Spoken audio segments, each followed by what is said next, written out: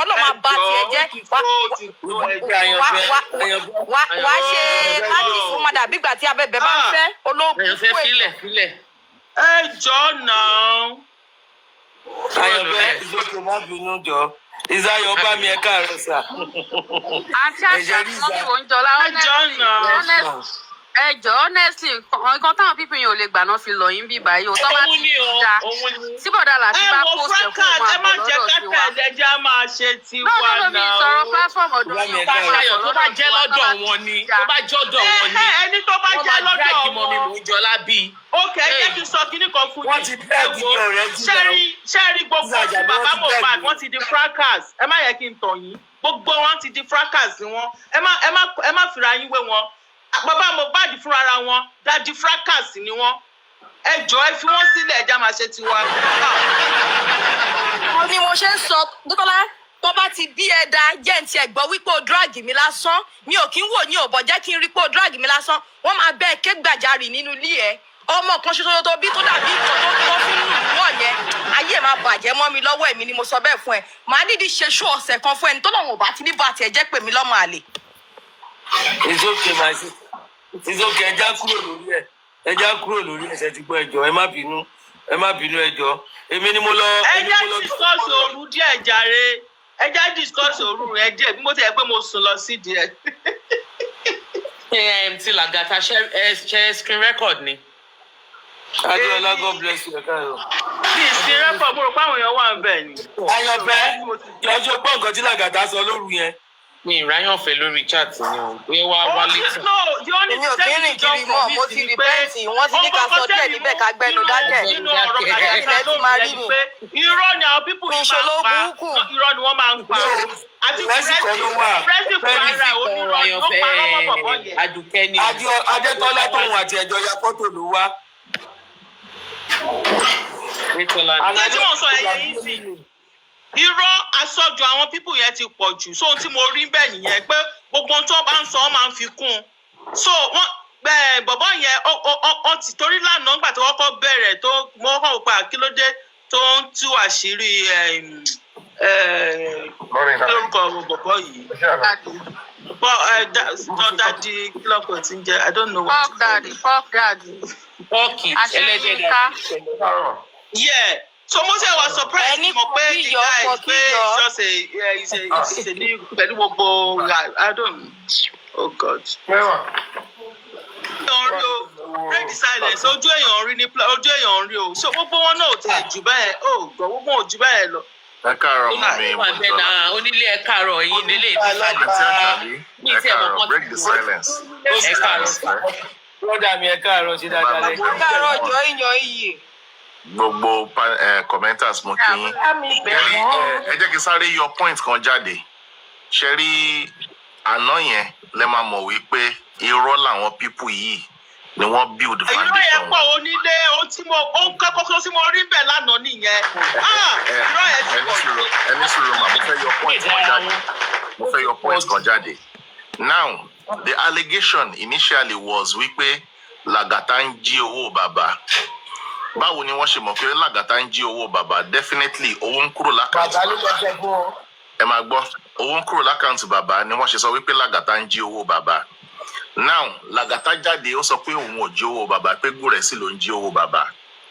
As at time tí wọ́n ní pé Lagata ń jí owó bàbá, they never deem it fit láti pé bàbá láti béèrè lọ́wọ́ bàbá pé ẹ gbọ́ ṣé Lagata ń jí owó yín? Bàbá ò jáde láti wá sọ wípé Lagata ò jí owó òun.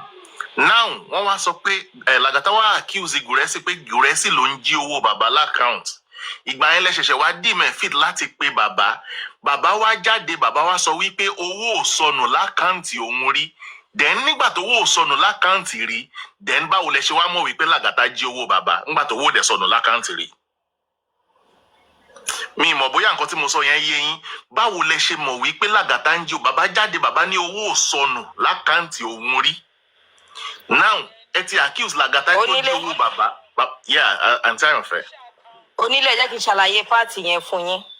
Ṣe rí nígbà tí bàbá kọ́kọ́ wá síta tẹ́lẹ̀ tó bá fẹ́ gbọ́ ọ̀rọ̀ lẹ́nu bàbá ìzídà kan gbé wọn wá sí platform booking ṣó ti yé yín nígbà tá a kọ́kọ́ bẹ̀rẹ̀ justice so ìgbà tó yá wọn wá ní pé kí bàbá kọ́kọ́ ṣí platform pé kí a lè máa gbọ́rọ̀ pé anything tó bá ti ṣe ní court kó jẹ́ pé bàbá ló máa sọ ìgbà ẹgbẹ́ wọ́n ní kí bàbá gba torí sàbíkọ̀ tí pé wọ́n ní kí bàbá gba PRO ńgbà yẹn ìgbà yẹn ni wọ́n fẹ́ gba cake crown tó fi yàtọ̀ ní wọn fẹ́ cake crown mọ́ ṣe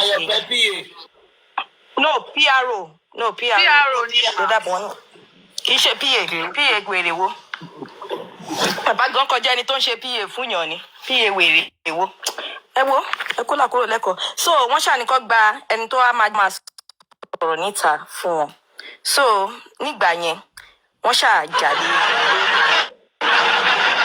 ṣàjàlé lórí so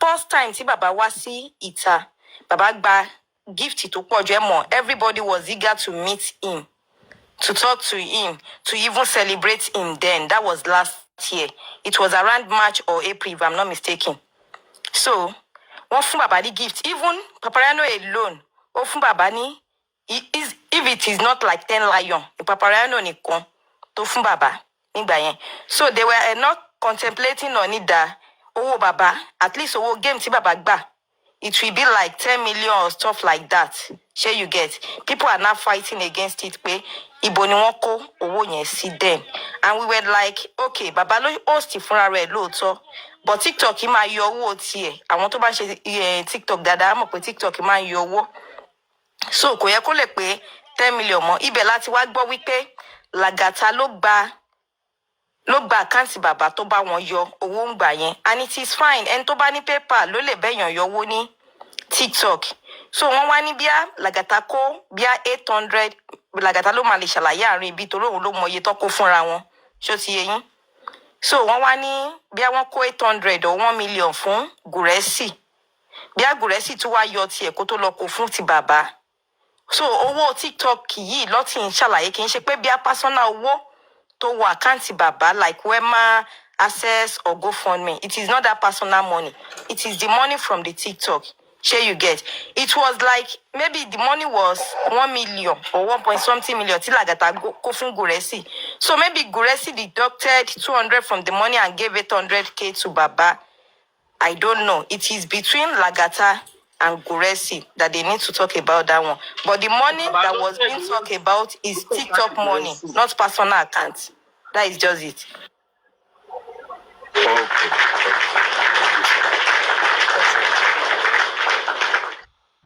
Kò sanwó sí àkáǹtì Gùrẹ́sì o àkáǹtì bàbá ló ń sanwó sí o owó tí Gùrẹ́sì lówó tí Gùrẹ́sì o.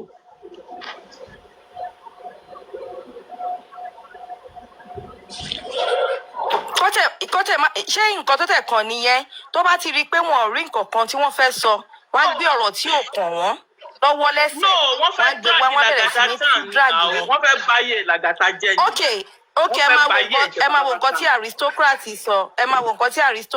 sọ èmi tí ẹ ń lọ lórí street of TikTok mo rí i pé pọ̀kíyọ̀ olómi lábẹ́ ló analyse pé láti mo ti send ẹ̀ sí yín o ẹ lọ gbọ́ nǹkan tí aristocrat sọ nípa yín àti nípa platform yín ká tẹ̀ gbọ́ wípé aristocrat gan rí tiwọn ò pé dáadáa but nevertheless ṣé yẹn tó nǹkan tó yẹ pé wọ́n á tún máa ṣe analysis lé náà orí wọn ò pé gbogbo wa la mọ̀ pé orí aristocrat ò pé but nevertheless aristocracy ti wá sọ́dọ̀ bọ̀dá láti wá ní bọ́ǹkì. Àyànfẹ́ nígbà tí aristocrat wá sọ́dọ̀ wa iṣẹ́ ṣé Àyànfẹ́ tí ó wà pẹ̀lú Perry ń jọ síta tó wá péjì mi ni. bẹ́ẹ̀ àwa ni. so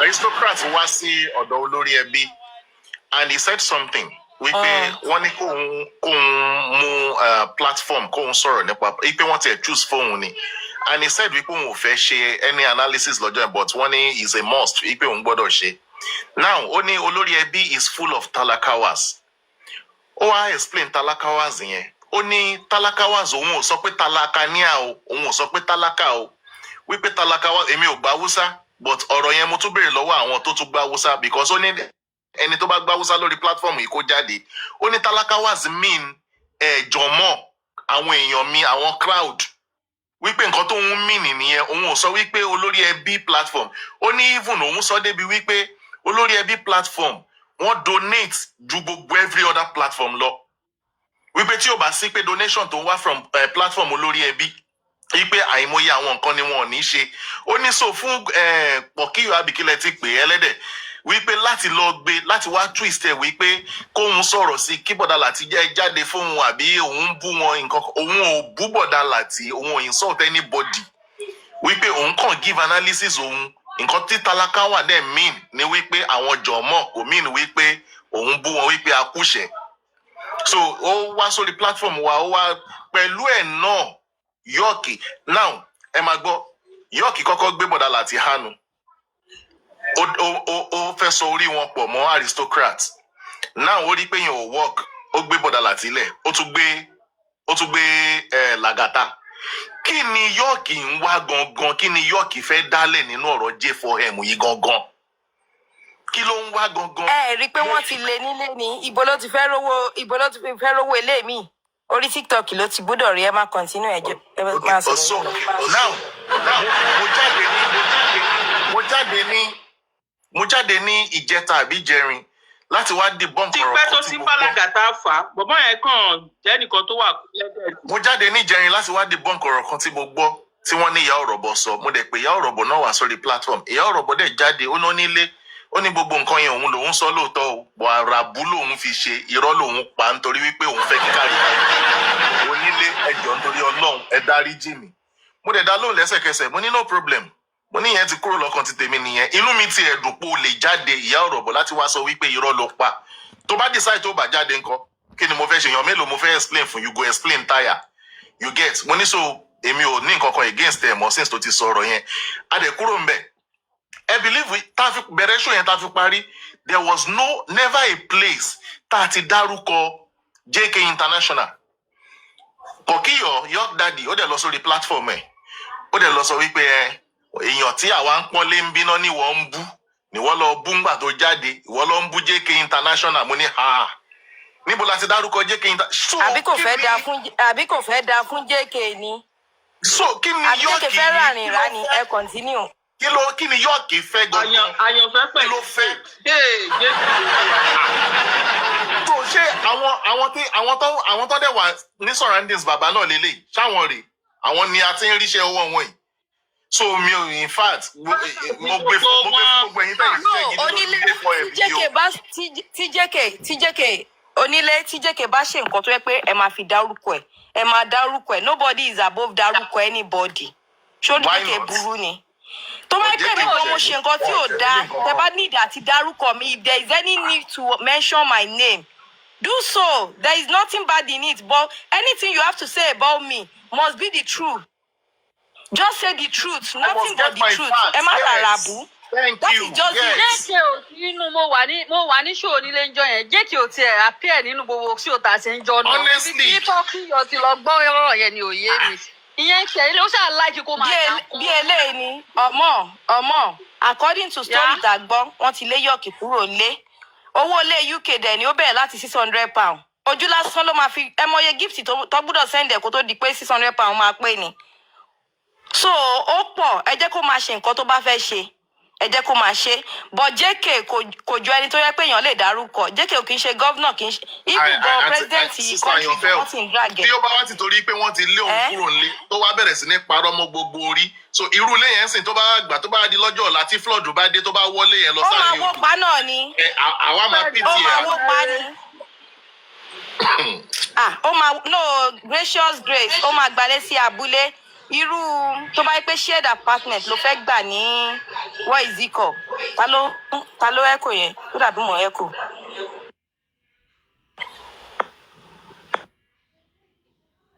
tó bá yẹ pé irú dagenham ló ti fẹ́ lọ gbalẹ̀ gracious grace ó ti máa rí shared apartment £600 ṣó ti yé yín ó ti máa rí tó bá dẹ̀ tí London bá dẹ̀ ṣe gbé fún kó gba Manchester lọ ó máa ró ní £550 gan Manchester ilé ò le kò sí nǹkan tó mú London pẹ̀lú London ṣé yàrá kan ló fẹ́ gbà ní. kò sí nǹkan tó jọ bẹ́ẹ̀ Manchester kò sí lé.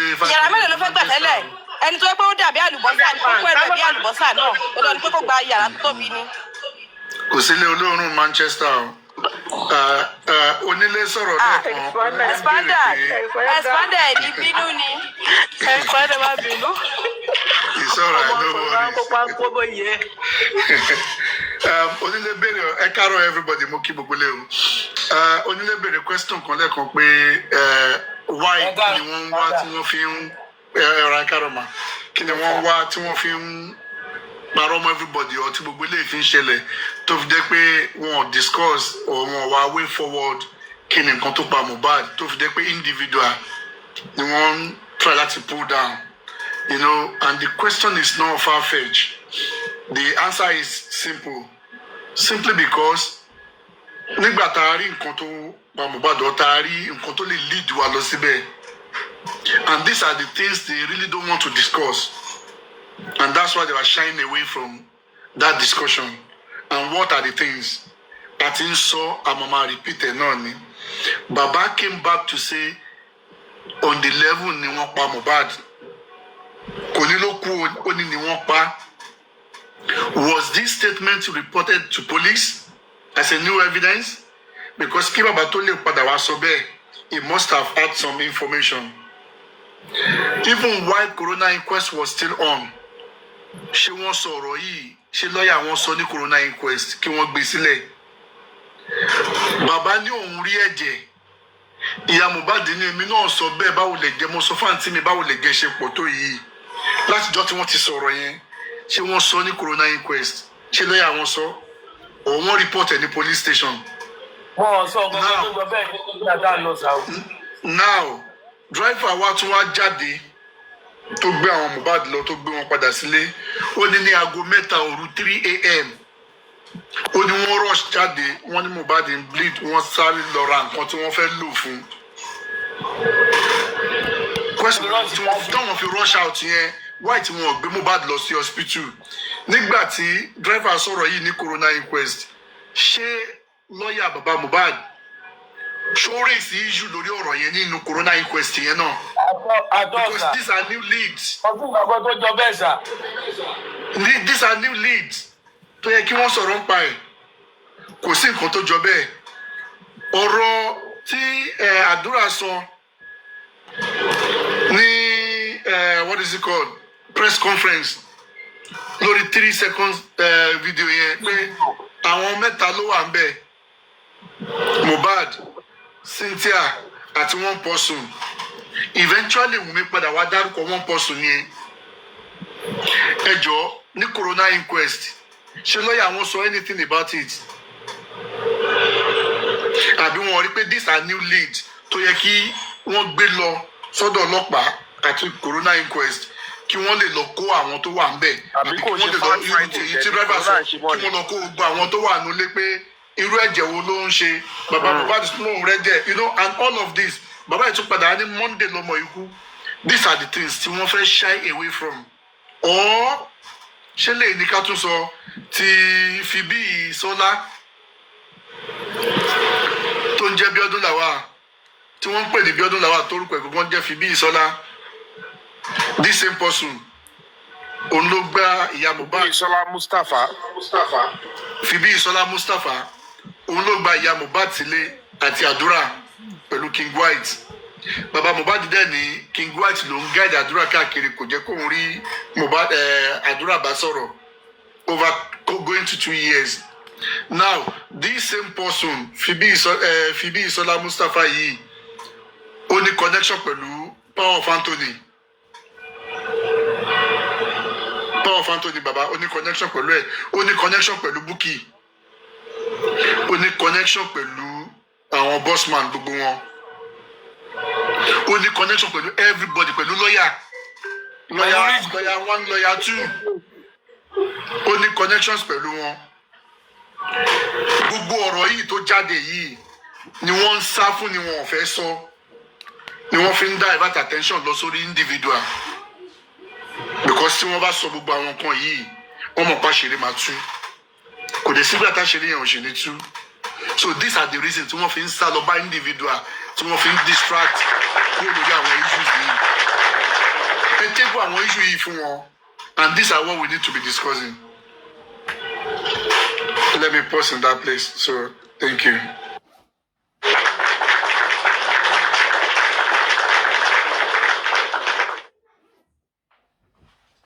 Expander.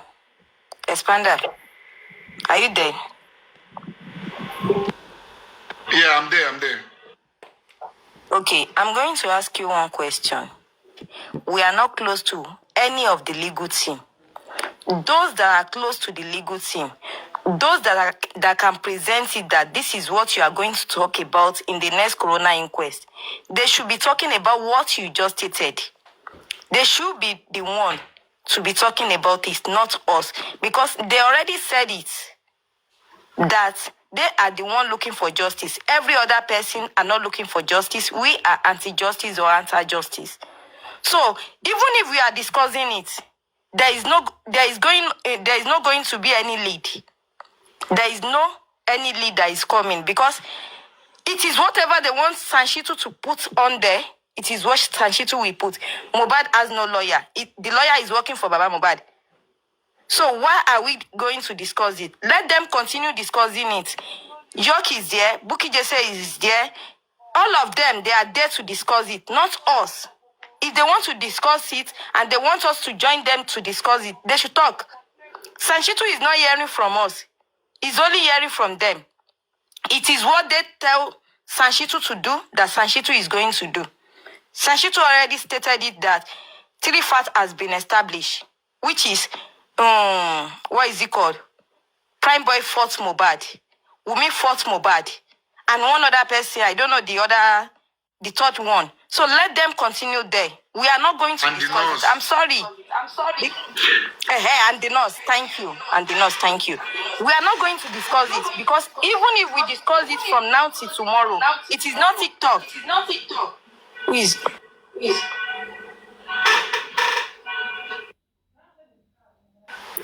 It is not TikTok that is going to give us justice. It is the law that is going to give us justice. And who can push that? It is Sanshitu. Before the last corona inquest, Baba already made it known to us that Mohbad died on 11th, which is Monday. Did the son talk about it at the inquest? No. So why do we still need to talk about it? Why? Please, Expander. I'm sorry to say this. Every one of them. What I mean, listen, what I mean. Onile was asking why were they going the route they were going. And I'm giving the reason that we have all of this on the table, but they were shying away from it because if they discuss it, they will be exposed. And that's why they were going on individuals. Because they know the purpose of why they know the purpose of why they employed Sanshitu. They know why they employ Sanshitu. With time, you all will see it. Why they employ Sanshitu. It's not to fight for justice. It's not to get justice. We are all seeing it already. It's not with time we are seeing it. Because if Sanshitu was employed, to fight for justice, all this we have said, he has never touched any of it. You know what? Sorry, Expander, to interject you. Right. It's important for the public not to undermine the statutory legal rights in this Mohbad case, which is so severally. The government, the prosecutor, they have the job to do to protect not the right of Mohbad only. Nino Casey, right to public in all border were protected. Because these are the major actors in Mohbad's case under the law. Victim, and it offers succor at the public. Àwọn mẹ́tẹ̀ẹ̀ta lè rọ́ wọn dà nínú case Mohbad. Wọ́n jọ ní right in bẹ́ẹ̀ ni. Normally on a good day, by listening to the testimony of that driver, which is a natural testimony, because corona inquest is fact-finding. In court, one or less in wa. Nígbà tó bá dẹ̀ sọ pé àwọn mẹ́ta jáde lóru, nígbà tí Mohbad ń bleed. Naturally, it is okay to say, àwọn tó wà nílé yẹn o, they should invite all of them. Kọ́ dẹ̀ sọ àwọn mẹ́ta tó rush jáde. Including àwọn tó wà ní, okay, mẹ́ta wo lè rush jáde, àwọn mẹ́ta yìí ni. Tó bá ṣàkó gbọ́ lẹ̀ wá sẹ́ni tó rush jáde. Then they will now ask on the level, lágo mẹ́ta Mohbad ń bleed. Tell us the magnitude of the bleeding.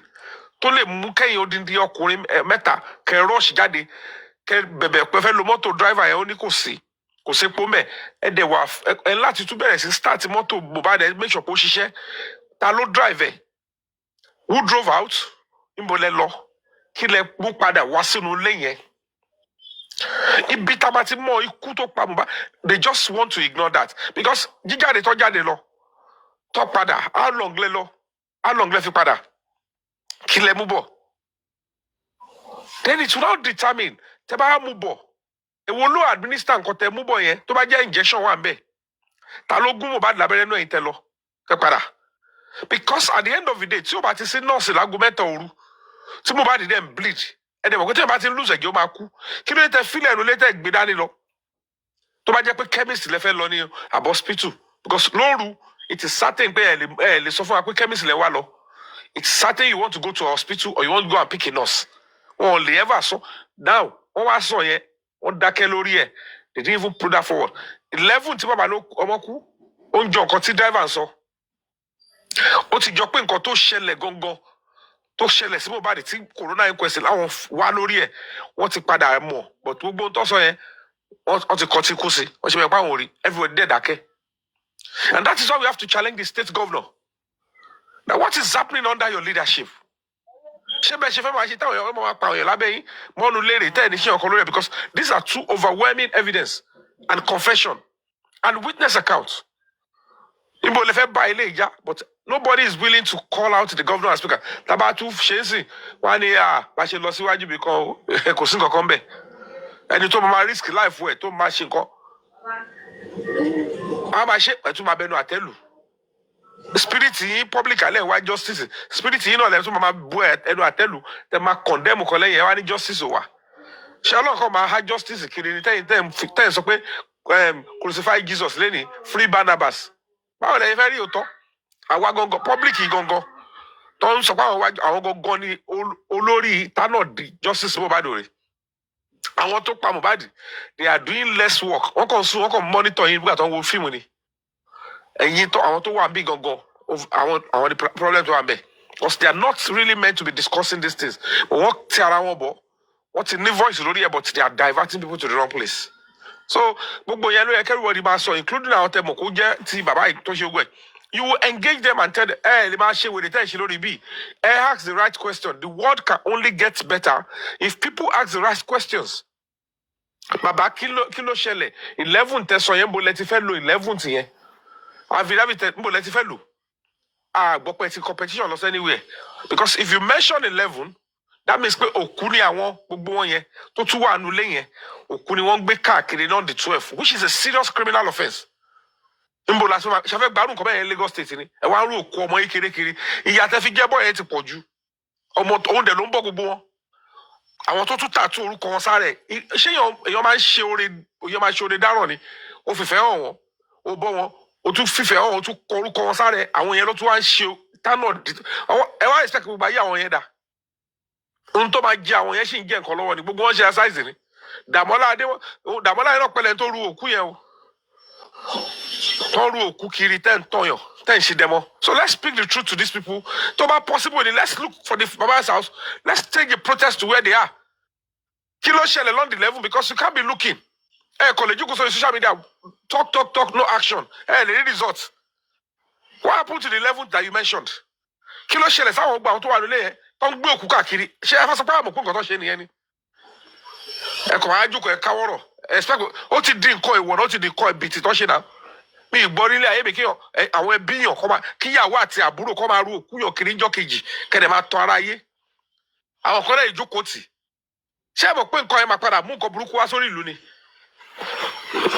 because it's absurd tó bá ti jẹ́ pé 11 tí Wùmí àti àdúrà gbogbo ẹ̀ tọ́ dẹ̀ ń ru òkú kiri níjọ́ Tuesday it's absurdity that's the highest àwọn nǹkan mi tó yẹ pé ó máa bọ́ sí pandemic ẹ gbàdúrà àdúrà fúnra yín ni káwọn ẹbí mi àbúrò mi sì kọ́ máa tọ́ ara ayé kọ́ ti pa mí kí n ti kú láti ọ̀dẹ̀ level kọ́ máa rù mí káàkiri jọ Tuesday bẹ́ẹ̀ pa àwọn dóòlà ẹ̀mí mi kó dẹ̀ pé fake ni ṣé gbogbo yẹn ò ní consequence ni so why should the Nigerian society be quiet about that why should people in Lagos State be quiet about that why should the governor keep quiet about that when you are hearing this ṣé torí ẹwà governor ẹ̀ ní ṣèkọ̀ tó right ni ẹ wá ṣe governor yín ẹ bá lù jẹ́tọ̀ ẹ lọ káwọn máa gbé ègún àti gbogbo ẹ̀ àwa tálákà àwa táwa bí gbogbo yà máa jẹ ẹ wá máa ní ìlú yìí báwo ló ṣe ara ṣe ń ní àwọn èèyàn tó yìí ara ò ṣe ní àwọn èèyàn because àbòsí àti ìkà tẹ́ńbẹ́lẹ́kú ti pọ̀ jù ẹ rí funfun lẹ̀ ẹ máa pè dúdú.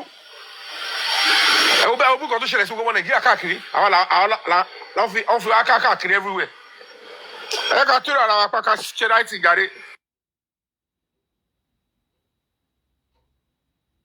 ní burúkú ni ẹ yọ mí yọdí ayé òun mi o. ẹjọ ẹ káàárọ̀ o. ta ló fẹ́ sọ̀rọ̀. mọ́mí ṣayọ̀. ẹjọ ṣé anybody fẹ́ sọ̀rọ̀ sí nǹkan tí bọ̀dá Yomi sọ. ọ̀rọ̀ tí Mr. Yomi sọ. I just want us to. I want us to have a way of doing, Justice Mohbad, of doing something different from what they are doing. I don't want us to be like a come and respond, but we will be getting what they are using. There will be just like what Yomi just did, and get it and enlightening people the more. And if there is anything we think we can do, that if it is discussed on this platform, that it's not going to affect whatever that is doing, but that will keep us going. Instead of where everything will just be quiet or will just be going back and forward. I don't know if you understand what I'm saying. If there is something we can do to shit to my and that is not going to affect what Yomi is doing. Then at the same time, we try and see how people, if we can talk to ourselves, it could be if you can, see a kind of getting money in order to help without asking question that what do you want to use money for? Thank you. You see, thank you everyone. You see, part of what we can be doing, is asking questions.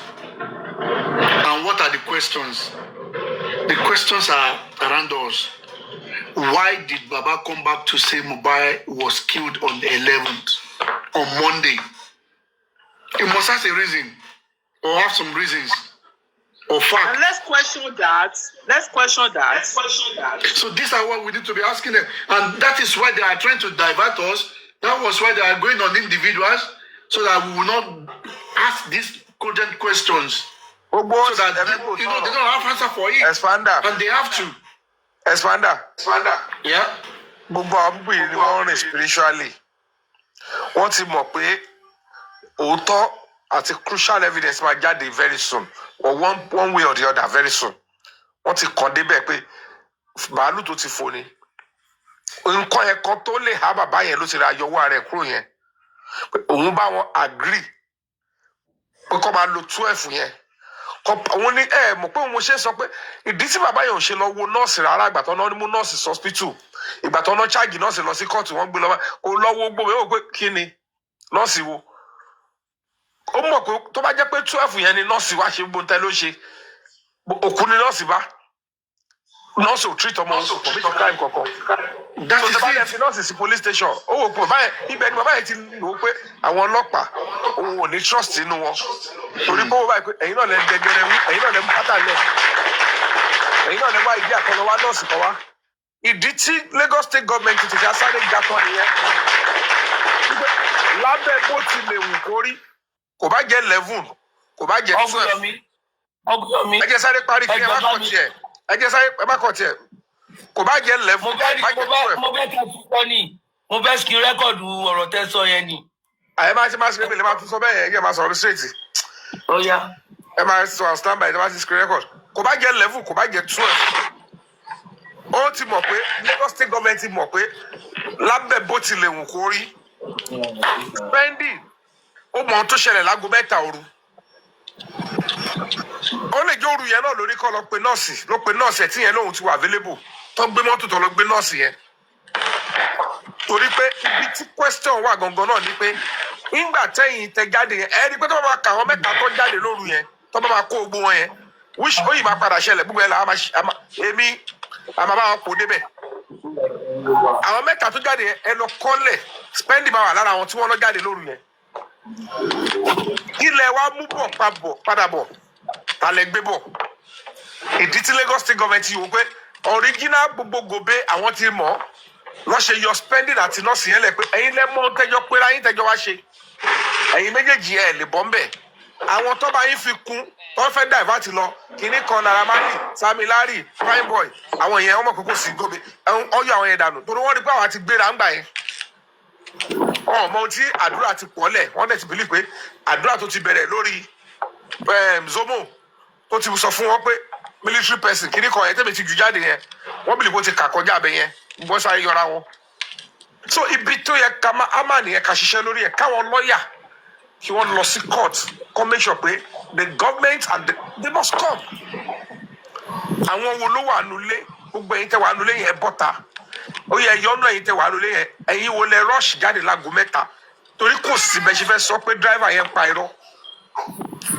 There is no way you can say he was lying. He was saying a statement of fact. So for that reason ẹ̀yin mẹ́ta tẹ́ jáde ẹ láti sọ fún wa kí ló wá ṣẹlẹ̀ tí Mohbad ṣẹ̀ṣẹ̀ bẹ̀rẹ̀ sí bleed láago mẹ́ta òru tó jẹ́ pé ẹ rọ́ọ̀ṣì ní Kòròdú bleeding yẹn ò lè wà delayed kò possible kò jẹ́ pé ohun tó ṣe Mohbad kó jẹ́ pé láti Ìkòròdú ni kó ṣe wà bẹ̀rẹ̀ sí bleed láago mẹ́ta òru gbàtẹ́ṣẹ̀ délé gbogbo àmọ́ kókó possible the moment tá a bá ti ṣá ẹ ní nǹkan àbí tí nǹkan bá gé ẹ lẹ́gẹ́ máa bẹ̀rẹ̀ sí yọ kò ní delay ìdágo mẹ́ta òru so we know that ohun tó ṣe Mohbad tó fi ń bleed tó fi rush jáde ó ṣẹ̀ṣẹ̀ ṣe ìgbà tó dénú lé ní kò dẹ̀ ní ìkọ̀kọ̀ ṣe pẹ̀lú pé bóyá industry gods àbáwọn kìnnì kan Naira Marley Sammy Larry kọ̀ọ̀kan ó dẹ̀ tún lọ pẹ̀lú ohun tí àdúrà tó send sí mi ní DM pé wọ́n ti Mohbad ó la orí mọ́lẹ̀ so ibi tó yẹ kí focus ọmọ push ọlọ́pàá Lagos state government ibi tẹ́ bá wò lélẹ́yìí o tọ́lá wo ò ní gbà tó bá béèrè pé kí ni demand wa demand is going to be direct and clear these people in the house should tell us wọ́n ní wọ́n jáde lóru kò sí tó bá tà sọ pé rọ́ ní pa tá bá fi energy wa síbẹ̀ yẹn àti resources wa we will get it because tá bá ṣe láàbọ̀ tí kò bá dò rí justice tọkàn stage nọ́ọ̀sì kan fún wa tọ́sí dẹ́pà at the end of the day it will affect us it will affect the society because rubbish ni gbogbo tó ṣe lọ́ọ̀dì 12 yẹn ìwà èpè ìwà ègún tó yẹ pé kò sẹ́ni tó máa jẹ́nu ìyà yẹn ju àwa innocent people lọ àwọn tó ṣe yẹn wọ́n ti mọ̀ pé àwọn ti commit ṣùgbọ́n fọ àwa ta dákẹ́ ká mọ̀ pé ohun tó ṣẹlẹ̀ ní ẹ̀ta ní mi fẹ́ wàhálà nígbà tí wàhálà ẹ̀ bá máa dé tó máa yọ sí wàhálà ẹ̀ kankan kò sẹ́ni tó máa sọ fún anybody wa àmọ́ máa kására gẹ́gẹ́ ni ọlọ́mọ yẹ kí ọmọ wa fi orí wa gbé gbèkúgbè torí wọ́n níbi tí ẹlẹ́ṣẹ̀ bá ti ń jẹ̀yà olódodo tó bá dákẹ́ àbí tó àbàfistáì là ń bẹ̀ wọ́n máa kó sínú ewé fún wa ni Ọlọ́run jẹ́ ká jẹ jẹkújẹ ká jẹyà oníyà so ohun tẹ́mi rí lápá àbẹ̀yẹn nìyẹn and that is what we should compel the baba you have the public resources public trust in lọ́kọ́ yẹn fún yín ohun tó yẹ kẹ́lẹ́ fi ṣe ẹ̀ fi ṣe so you have to do the right thing so tẹ́mi rí bẹ́ẹ̀ nìyẹn o. You see, in addition, thank you, Mr. Rami. In addition, these are more reasons why they have never allowed a third-party lawyer, as in the public lawyer. Nígbà tí wọ́n gbé àwọn Bankole and Smith wá, they fought and fought and fought against these people, and they make sure káwọn lé wọn lọ.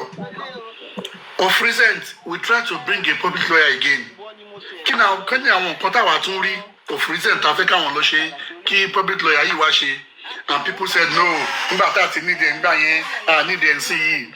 Look at the issue of these 3 seconds of a thing. The police at Panti, they have Damola's phone. Won't release it, won't share anything. The lawyer should have sued the police to court. Like jẹ́ pé kí wọ́n release a phone yẹn káwọn tó wà nú ẹ̀. Tẹ́ bá wá sọ pé wọ́n ti delete ẹ̀ ni, the court injunction will be there láti revive pé kán lọ ṣe phone forensic or kí wọ́n lọ gbogbo what is it called memory phone yẹn and all these things will be retrieved. Exactly. ọ̀rọ̀ ìjọ kan ni Mohbad kú tí bàbá ẹ̀ tún padà sọ yìí tí lọ́ọ̀yà wọn ò sọ the public lawyer will be able to take that up. Àníkílétọ̀ tiẹ̀ lọ́kọ̀ tiẹ̀ fóònù Mohbad gangan. ẹ ti gbà pé Mohbad ò ní lọ́ọ̀yà kílétọ̀ torí ẹ̀ ni wọn láti mọ̀ pé Mohbad ò ní lọ́ọ̀yà torí ẹ̀ ni wọn ò ṣe ṣe and these are the reasons that fẹ́ gbé lọ́ọ̀yà dìde ńgbà yẹn and this lawyer will be able to do all of these things. ẹ̀yin lẹ fọ́ fún wọn ọ̀fẹ́ ìfúnwẹ̀ ìtẹ̀lé àìdíà lọ́ọ̀yà ẹ ti tẹ̀lé. nígbà tí kì í ṣe pé àpò wa nìkan láti fẹ́ yọ owó ẹni tí ogun ṣe ń sáré káàkiri orí platform tí wọ́n dẹ̀ ń condemn ẹ̀. not to pay wọn ní dáwọ́ lásán and they were pulling it down. Bàbá mi, irú yẹn náà ká ní pé ká ní mi mo ní àìdíà lọ́ọ̀yà ni kò sẹ́ni tó bá ti wọ̀ mí ṣe public tó bá máa dá sí á dá sí èyí tó bá ní dá sí kò ní dá sí èmi mo mọ̀ nǹkan tí mo need èmi mo mọ̀ nǹkan tí mo fèsì so nobody can talk me down tí wọ́n ṣe kọ́ ìjọ mi ẹ̀ dúró lórí ẹ̀ ni. You know what? ṣe mọ nǹkan tó tún pa issue second public lawyer tàbí gbẹdẹdẹ lẹ́ẹ̀kejì yìí ìlara pé èmi náà ti fẹ́ ṣe ń gbà kan wọn jẹ́ kí n ṣe lọ́tẹ̀ tẹ́lómi bá fẹ́ ṣe kò ní ṣe ṣe. Of course ọdún bá gbogbo kiri jẹ́ nìyẹn. And selfish interest tí a fi pa gbogbo justice ta fi débi ta dé nìyí but that is not the bone of contention. But what are we saying here now ni pé these are the reasons pé nǹkan tó yẹ kí Sanshitu ṣe gbogbo àwọn nǹkan yìí tí wọn ò ṣe kala go for the public lawyer of this recently. These are the things táwọn ẹni yìí tó máa take up and they have the legal rights to take it up. Because why? The Break the Silence Foundation to work in the court pẹ̀lú àwọn people yìí will come in conjunction with this lawyer and this public lawyer will be able to take this case up. But where are we? Still, àti lose hope. Tábùtàn bàtẹ lọ fún public lawyer kankan sí yìí. Àwọn question yìí kí ni bàbá rí tí bàbá fi sọ pọ́n di 10 lọ́mọ ikú? Let's ask them. I need the answer fún. Why tí bàbá ò report pa wọn rẹ jẹ? Tí lọ́ọ̀yà wọn ò sọ ní corona inquest or tí wọ́n report ẹ̀ fọlọ́pàá. We need answers to these things. Ohun táwọn èèyàn wọn ń sá fún tí wọ́n fi lọ ń bú àwọn èèyàn tó fi fẹ́ máa forí àwọn èèyàn gbára wọn rè. Don't let us go that route with them. Ẹ jẹ́ ká béèrè àwọn questions yìí ká continue láti máa bí wọn until they do something on it or about it.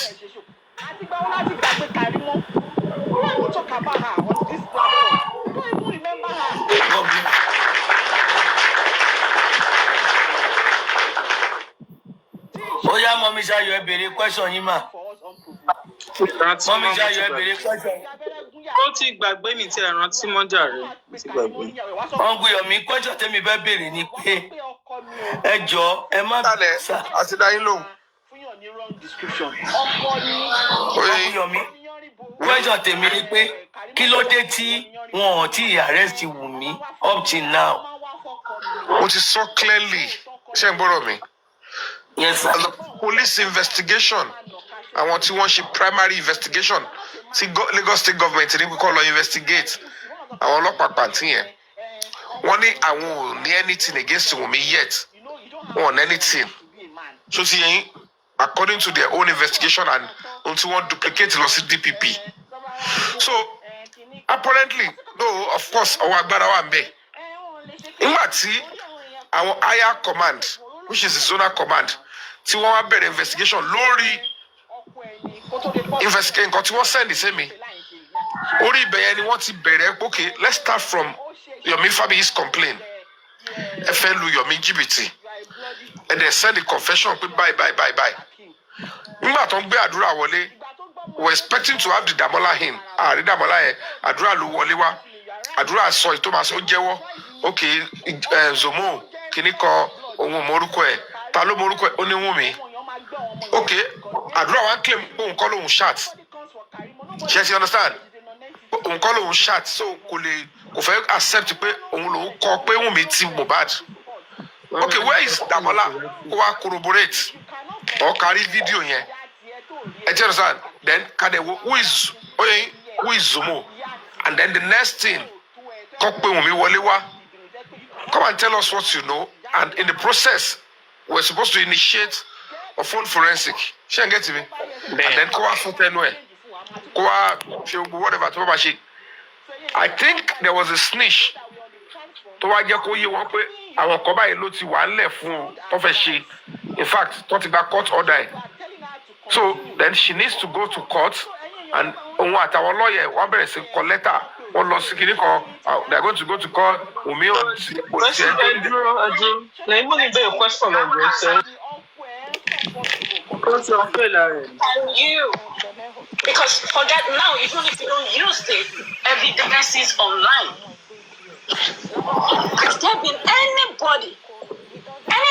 family establishing verbally, because it's verbal they're using. Have they been able to state it? Oh, now for example, Baba Mubad. I was at my son because they alleged that he went to carry load on the 9th, which was on the Saturday before the show of on the 10th. He's strong. His balls, too soft to be. The network. He has no balls. It's in the network. Hold on. He has none. Shema, when you have a baby that you know you check, if you have a baby boy, Sorry. you check the 2 balls to make sure they are there. Come on, they go to start watching. Please, hold on. I know a bit about it. I'm running out of time. I understand where you're coming. Hold on. Don't overthink for me, please. Hold on. I'm just trying to walk you through what I'm saying. Now, at the inquest, you gather every evidence. You, the lawyer, your son, even the court. You would help the court to have a line to what they will gather. Now, when Baba says, or when Adura says it, when everybody testifies it, now the court will say, do you have a material with this? Let me remind you. Now, the last time I said I went there, the doctor referenced that one of the boys drove and almost bashed their hospital wall. This is verbal testimony. And when they were talking, they were like, well, do you have this? He said, yes. In that video, the footage, the CCTV footage, you will see is there. Meaning tendering evidence after a verbal testimony. And I'm asking, did anybody, did Baba, did any of them reference the sterilist in the house to help to navigate the investigation? Well, to answer your question, maybe I'll come back to answer when I have to know that. I don't think I can say anything more. Come back in.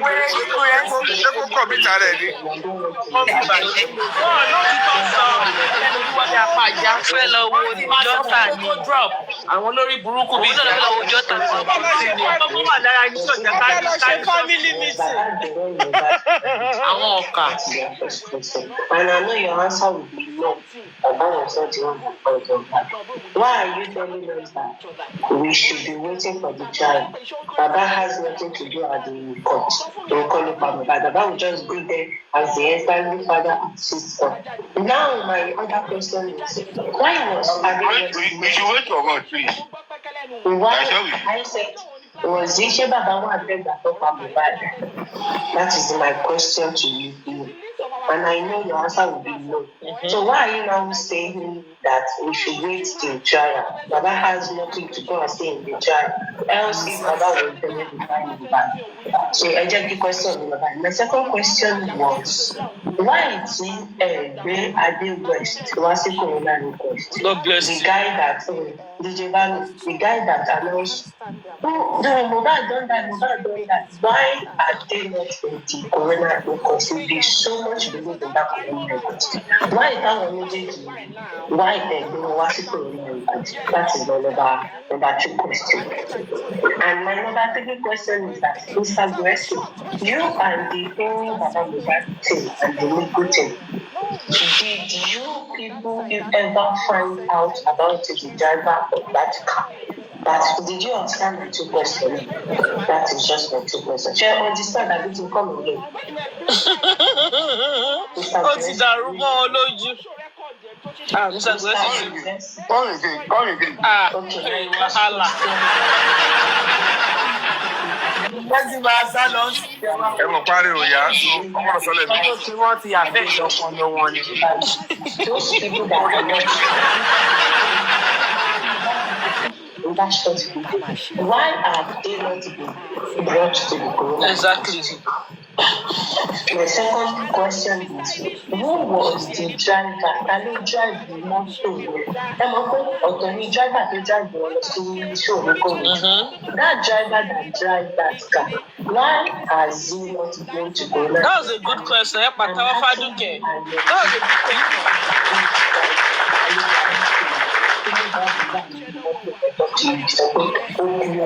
So that's my question. Thank you, my dear sister, and I appreciate your kind question. First one, let me say, it is a known fact that Baba has nothing to do with the death of his own beloved son. Okay, that's not my question.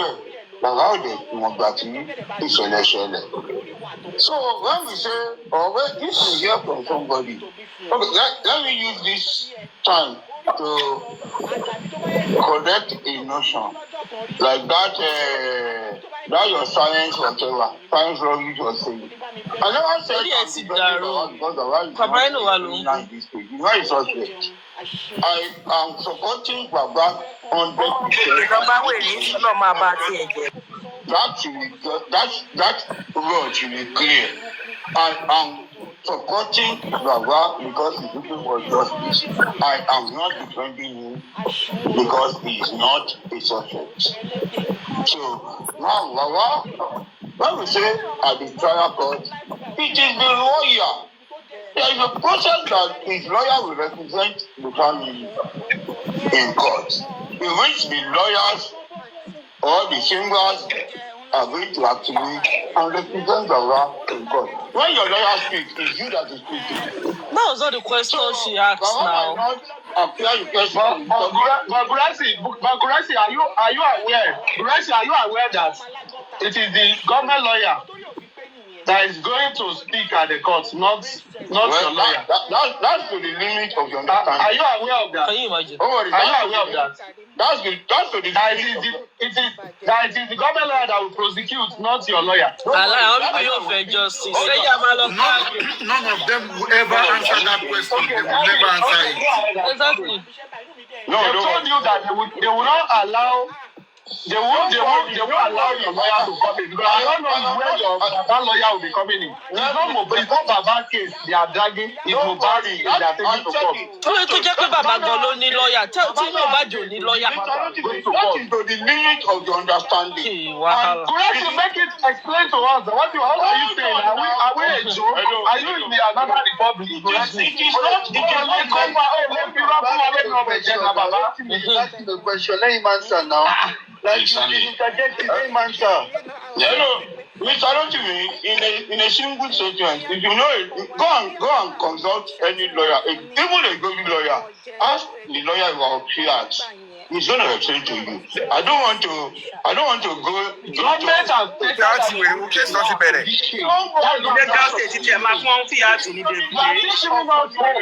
There will be PRs. Hold on. Monty needs to finish conclusion. Only the two of them are going to it is on the limit of your knowledge that you are speaking. Don't worry. No, this is what I'm trying to make clear to you that government said that there won't be PR in this matter. Really? Right? What you are saying, yeah, they stated that a long time ago. What you are saying now, that I'm talking for you. Don't worry. It's to the limit of the what you are saying. Answer question now. Don't worry. Answer question. Don't be watching here. Correctly. Are you saying? Correctly, go about 100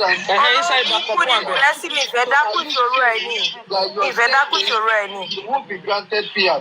Is that what you're saying? Because there are times that you say a lot of things, then later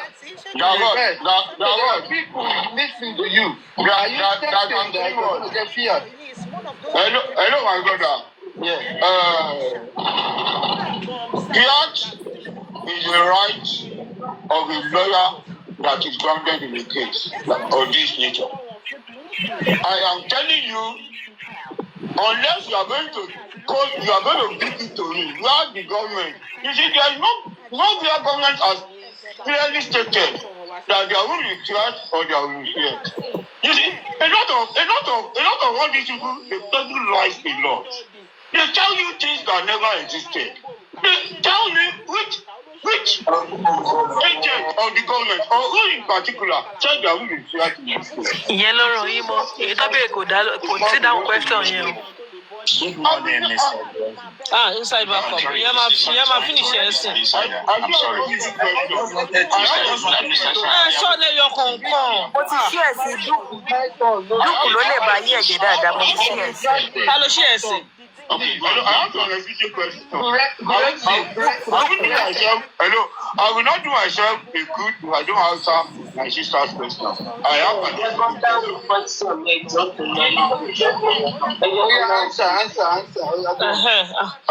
Now, on other words and the Johnny. You see, it was an inquest. What I want you to know is that all these names are known that you don't even talk about. You come to trial court to come and stand trial. Now the thing is this: either DJ Bami and the rest were called or not. It is established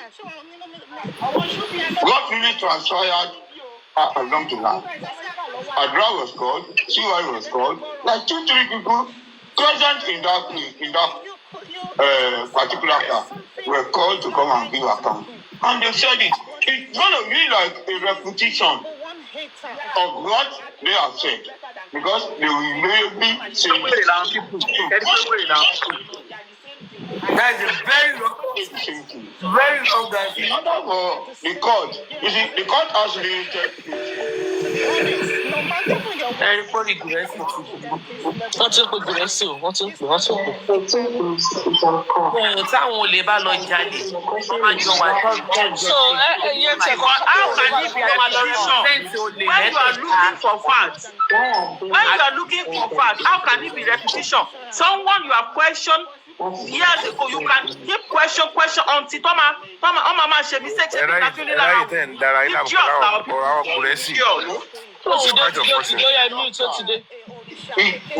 What are the West and Vigilani wanted to say? As they said, by in the trial court, everybody will come and face the consequences. You are not facing mobile. You don't. Ẹ má bínú ẹjẹ. Let us believe our people yìí mọ́ òwèrè làwọn people yìí. Ẹ má bínú ẹjọ, mo fẹ́ sọ kankan sìn pé ókè. Ẹ ní sùúrù àti àṣàbí ẹ má bínú. Wọ́n sọ nísìnyí pé àwọn Adé West and all that, they cannot invite them to the inquest, but they can invite Naira Marley and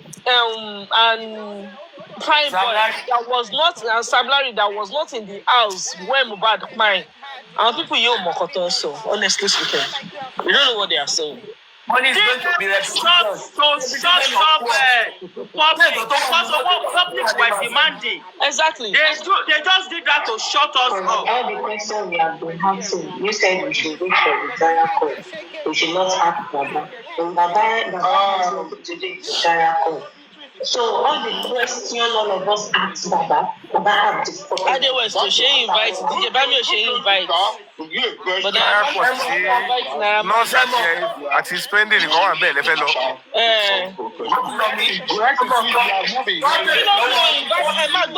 Because our conscience will make sense. Okay, invite someone here. And invite spending now. At last to one minute. But DJ Bami, we are not meant to be questioned. I wanted the question. So, who told you that will be a question that will be pushed to Adra or CY? Not to me, because I wasn't in the car. In my little way, I've done justice to your question. Yeah, my own question is I want to go and do something. Okay.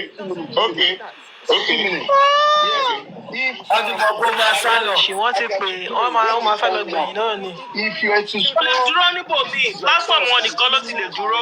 Mẹ́tọ̀ bèrè fa ìlẹ́bù yẹn lọ́wọ́ Messi ní bàbá ní kókó lẹ́bù. Ayọ̀bẹ́ jọ̀sẹ̀ lọ bèrè lẹ́bù.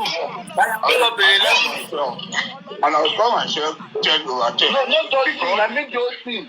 I mean, Joachim. I mean, Mo ti ṣépè fún Gúrẹ́sì láàárọ̀ yìí, kò ní fẹ́ dá mi lóhùn. Tí ò bá lè dá mi lóhùn, èpè ni màá tún fi ba ayé ẹ̀ jẹ́. Hello. Let me solve every question. Go on. Now, let me start my question. Mr. Gracie, please, before you go, I have a question for you. Hold on. Why do you always beat Mr. Haloba? Happy.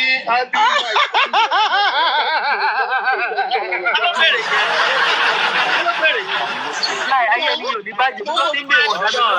Olóhùn jẹ́ AY. AY ló bèrè, AY ló bèrè, AY. Bàbá mi. I can't do more than. I am mad, I swear.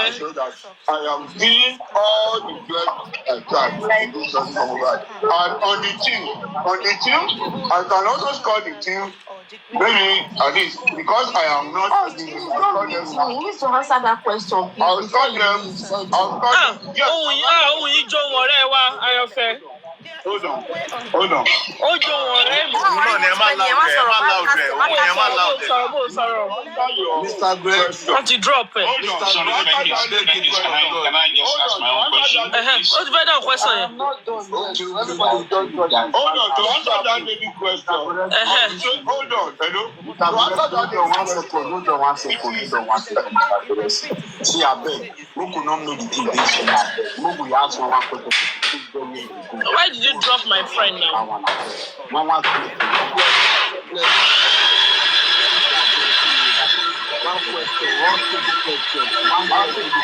Thank you. To answer that baby question.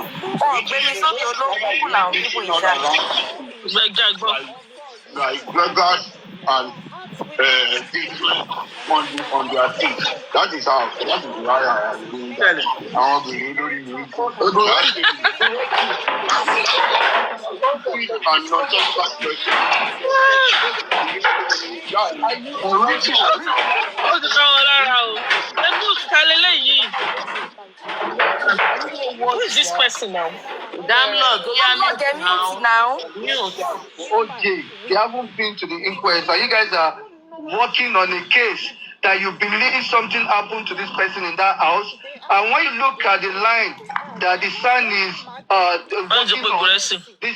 working on the north, but there are people in the house that probably have one or two information as to what happened in that house, but you guys are not looking into them. It's like they are doing, I don't know if it's juju or it's a deliberate action, that you guys don't just want to look into these people. And when you're saying you're scoring your stuff, it's the nurse that actually did it. Is that why you're scoring yourself 9/10? Or you still think that, something else happened to that guy in that house, and if indeed something else happened to him in that house, why are you then not calling those in the house? You left these two people and you jumped into Sam Larry and Naira Marley. They were not in the house. But the two guys that were left with Mohbad in the last minute, you people ignored them. And you're saying you're scoring yourself 9/10. How?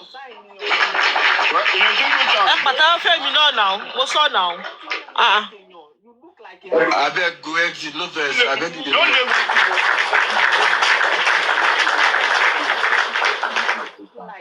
I'm actually before packing, so that's okay. Please, I beg you, hold on. Let us take it one by one, please. I beg you. Mo dẹ̀ máa flag page ẹ̀ wọ̀n. Uncle Goresi. Flag ẹ̀ jẹ́ agbọ́gbọ́ ẹ̀ sí kó tó lọ flag ẹ̀. Thank you. Uncle Goresi. I think he's having network issue. Richie, you can Not drop your network question. issue. Okay, he's back. My question is actually very simple.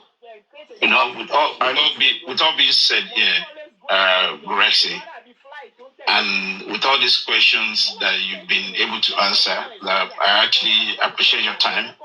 But judging from the look of things, with all you've been said in the past and up to the current state of the inquest, are you actually happy? Are you happy with this, with the direction this is going? There's only 2 people have been charged. Are you happy with that? I am not happy, and that is why I commit my lawyer on my sincerity and allegiance to Kagam. And that is why he is challenging that right and directive. But he has never challenged any of those things that's been said, right? The inquest as a lawyer. He has never challenged us. He has never proactively challenged. Richie, this is not fair. Richie, this is not fair. This man did not answer my question and you're throwing another question. And that's an opportunity for him to run away from that question. Sorry. Sorry, this time I told you. You asked me of a scorecard, which I did. So all the narratives were just side attraction and nothing. At least I've got myself. Wait, Ade West and OJ now, they are side attraction. That's what you're saying. Hello, I think for somebody that is very smart and intelligent. So the sniper is not intelligent. I'm talking of DJ Bami and Ade West. So I did not mention DJ Bami. I didn't mention DJ Bami. I said OJ. And Ade West. OJ, yes. Yeah. Yes. OJ and Ade West. Yes. I don't want to hear from them. Hello. You see, at least to someone who is smart enough. And you can ask me that question, and I've answered that, and you cheat. I didn't ask you about DJ Bami and Ade West. I don't give a fuck about DJ Bami. We've heard from DJ Bami. We're talking about OJ that we've not heard from. So are you not bothered? Are you not worried? That's my point. Why are you going to DJ Bami? That I will hear the same narrative that Adura and what's this Obama? It's a repeat of what has been heard. How do you know it's really a repeat? No. Darusha has been known that Wunmi said that she left Mohbad with Ade West and OJ in the very last minute when she ran out to go call for help. Exactly. When she came back, she saw them bringing Mohbad out.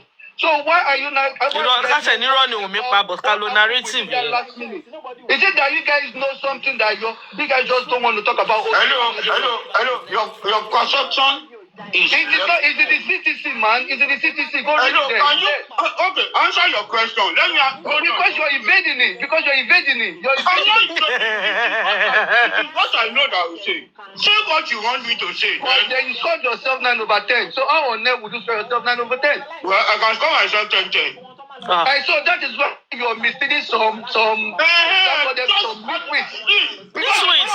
Thank you, some nitwits. When you ask you intelligent questions, you want to then go around question. Go and hug transformer. Go and hug transformer.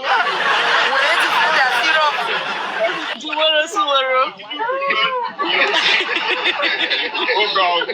Have a safe life, man. This member. Please,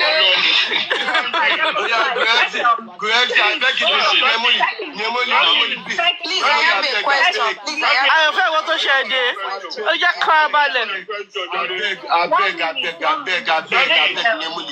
Please, I have only one question. One question, please. People are here. Let them show. Yes, thank you.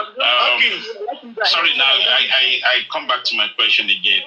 Having said all that, you answered the question. You said, up to the current position, you are happy with the direction of this inquest. That's why they're only charging 2 people. They're not. I said you're not happy. No, hold on. Point of it is the DPP that abruptly trying to thwart justice. It is not the trial of these 2 questions you are talking about. It's not a product of the inquest. No, it is the a stronger power that is trying to overtake and try to collect resources and say, okay, do it this way, do it that way. And Mohbad, an ordinary carpenter, is challenging them that, look, it is not the right way to go, and I will not accept this. At least, even if he has done a lot of wrong. The reason why I asked you that question. And at least, you start to call him 100. Thank you. The reason why I asked you this question, Rexy, we all know according to the law in Nigeria, the DPP has a very strong power, right? And if he's going ahead, that this is what the people are charging, and we have a different story to the storyline of the North. That's why I'm asking you, at what point did the SAN actually try, proactively to intervene or to block that process, at the inquest, because he has every power to ask questions, to engage all those people who are submitting who are present at the inquest, right? Which process? Which process? For example, it came out that 3 things has been established, blah, blah, blah, the nurse and all that. Right? And when this was being dropped, an engagement, has he ever, in any way, right, approach the bench or approach the people that now I want to actually cross-examine these people for what they've said? For example, I'll give you a classical example. When Darusha allegedly put it across to Joseph Aloba's face that you are the one that actually asked me to embalm your son, what happened after that? Was there any question? No. Was there any objection? No. You know what I'm trying to say here, Mr. Grace? Hold on. I understand you quite well. Yeah. I understand you quite well. You see, the inquest is a preamble to justice. And one thing we must know is that the inquest is basically interested in what killed Mohbad, how did Mohbad die. That is the duty of the inquest. The inquest will not judge, the inquest will not sentence, the inquest will not punish anybody.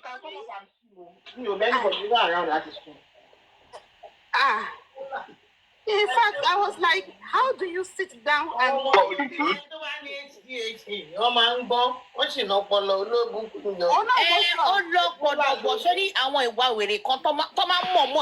Okay, Perry. No, Perry wà lórí call. Just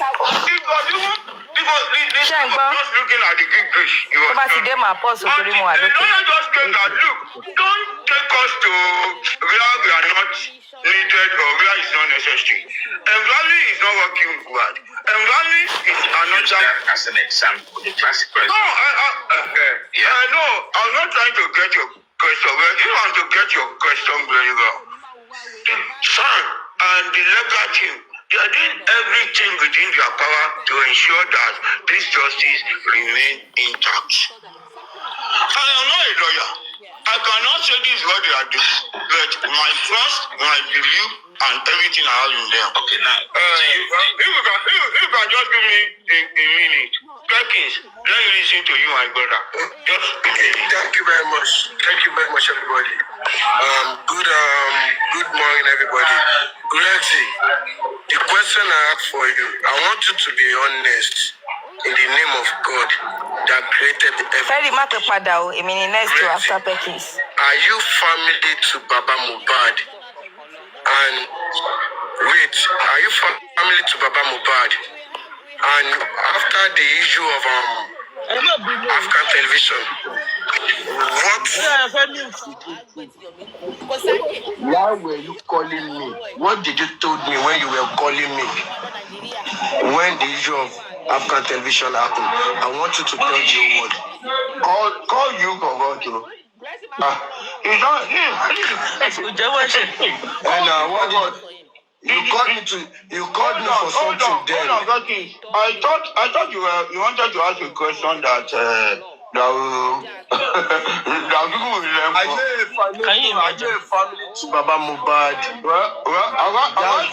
I told you I was with you. Did I ever tell you that I do alone as a man?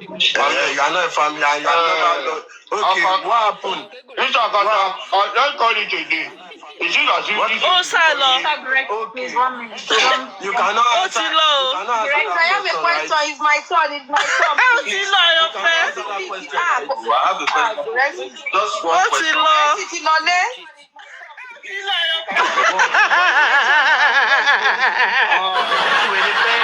Thank you for delivering. sorry.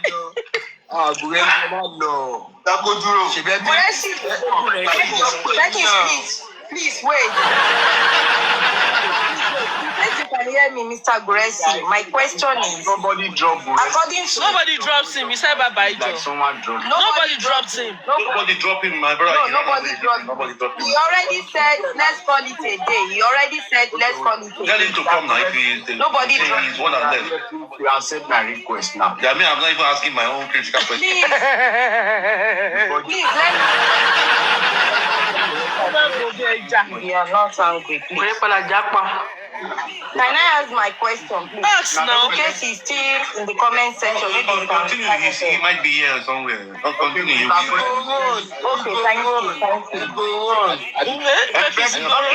My question is this, Mr. Hold on. Becky, can you explain when he called you? Can you explain it to me?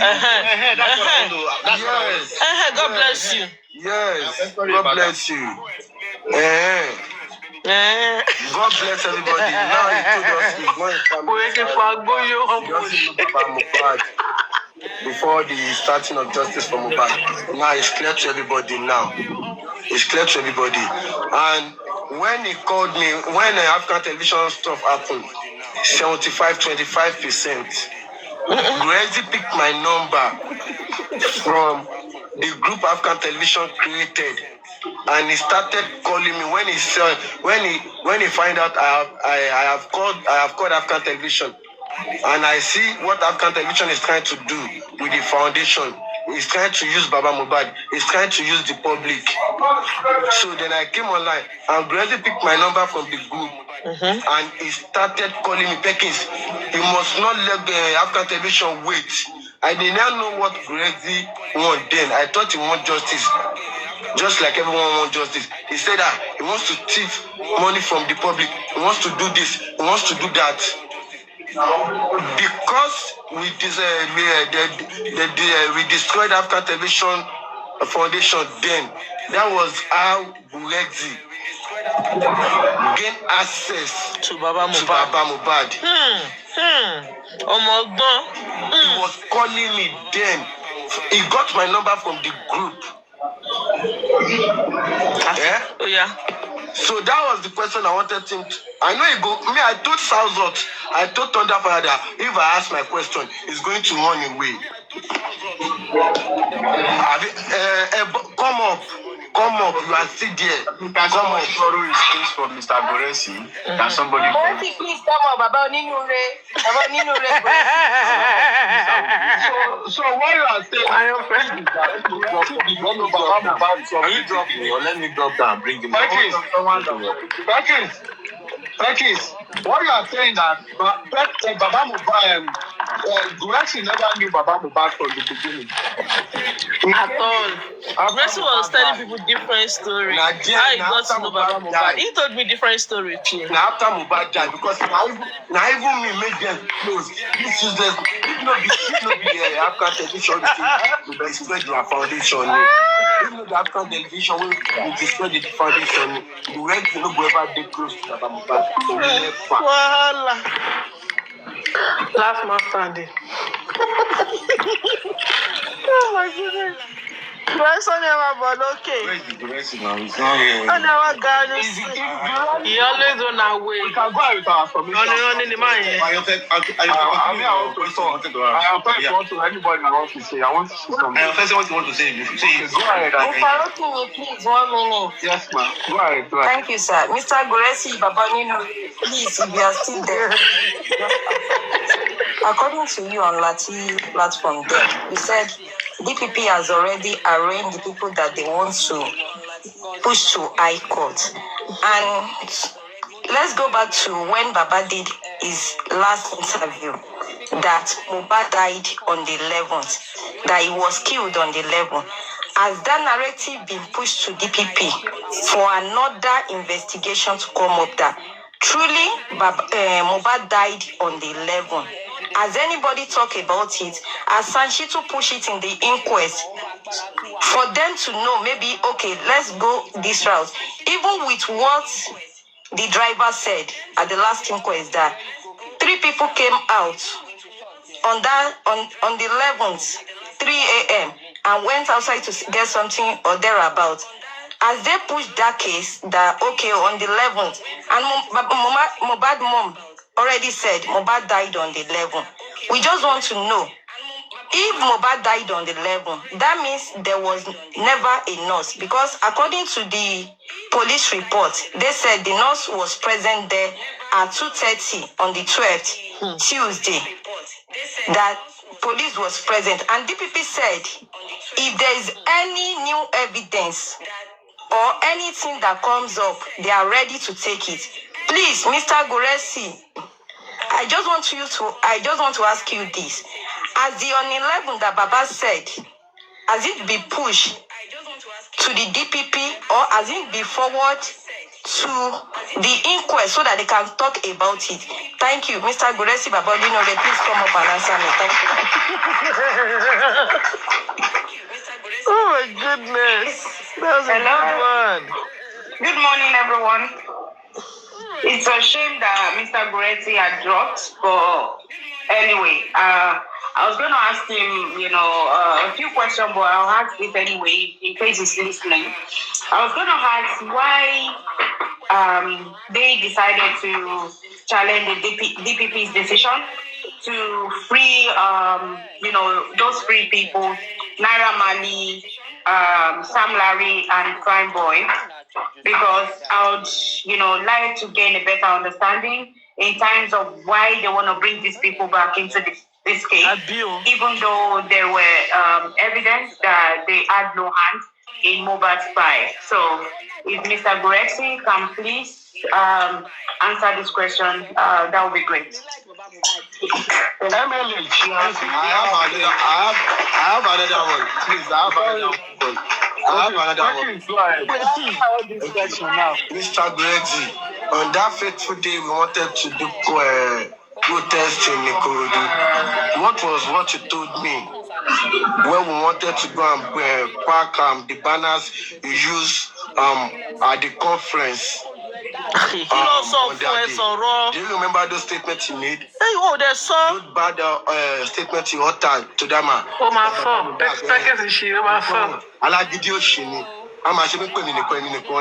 You are talking to the man anyhow. And now he talked badly about the man. I will say it in his phone 247. I will say it. Oh no. God bless you for that. Very clearly asking, do you have the audio? Do you have any audio? No, it's not audio. This will not be audio. This will not be live. One-on-one. Baba, wait. Make I get one-on-one was allowed now. Happen to Yenka. I can't come up on top. Nobody believe her. Not ever keep record. When I don't know people, when I deal with, when I need to be record. Only one-on-one. My record. Don't give those records now. If you bring them, come on now.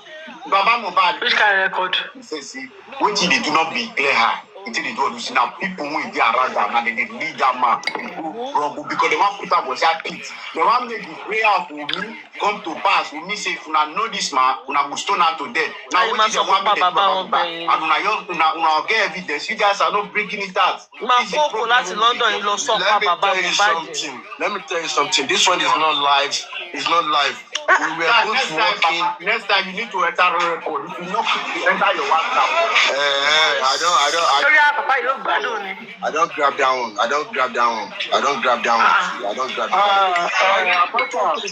Papa, let me say something. Papa, even if there is a record against Guresi, let me tell you this. Even if there is a record against Guresi, there is a way these people will manipulate it that it is AI, it is something that is not even Guresi voice.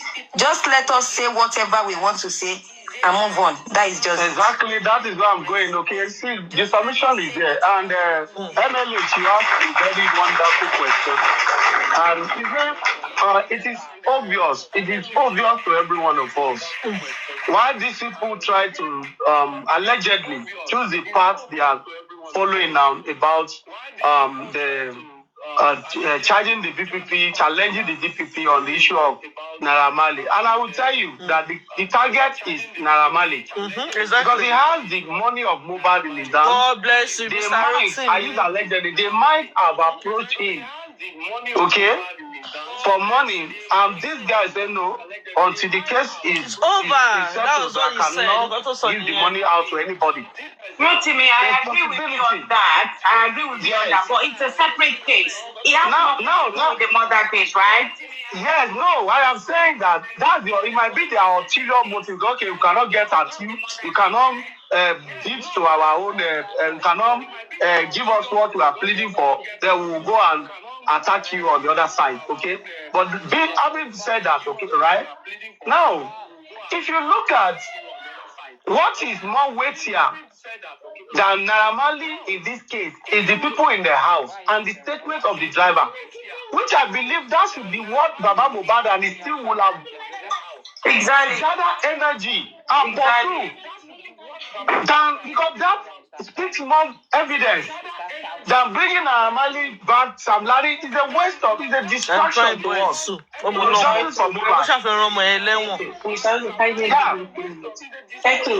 I think I'm sorry, Beckles. I think next time I think we should use another word instead of destroy. I think next time we call it resolved. Like you did, like the destroy something.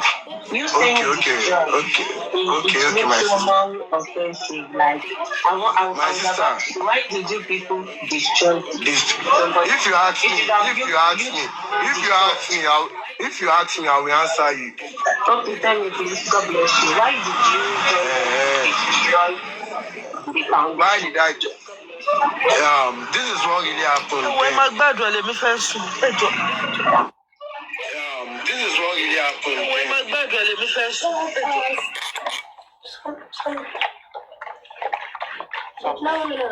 I have two questions, sir. I had something online. They said this foundation you created, there is going to be a percentage on it. There's 25%. Why? How come? What is going on? And he explained to me, he said, Perkins, are you sleeping? This is our money, not Aloba's money. We only wanted to help Aloba with 25%. Can you hear me, my sister? We really want to help Aloba with 25%. There is the public that is contributing money that Aloba doesn't even need the money. The 25% is the money we just want to. If they are even me, they can employ me in the foundation. That if they will use workers, all those stuff that they will be paying them. And I said, okay, you even plan on even employing me to work. Then I said, sir, no. This money. Have the record of that too, bro. Did I have it? Me. I don't do all those stuff. It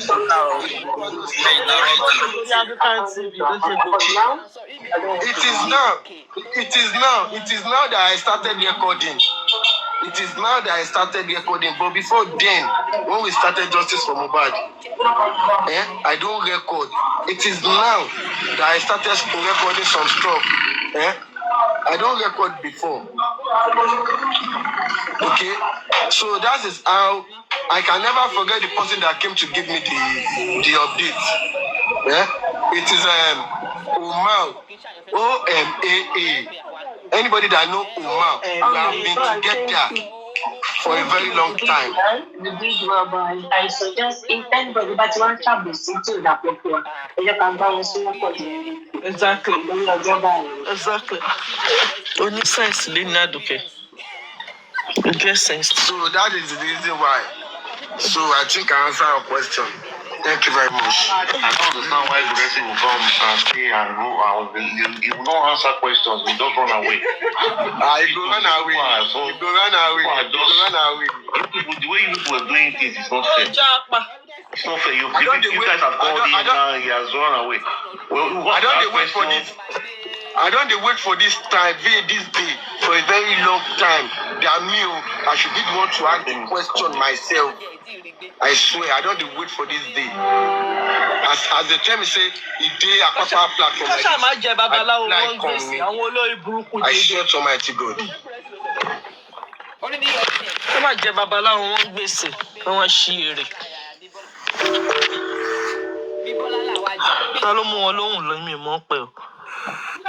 Mr. Ademola, whether you can continue, make a mute. Okay. However, any of you ask a question about what Yomi is doing? If you, why are they not supporting Yomi? Oh, they support Yomi. They cannot support Yomi now.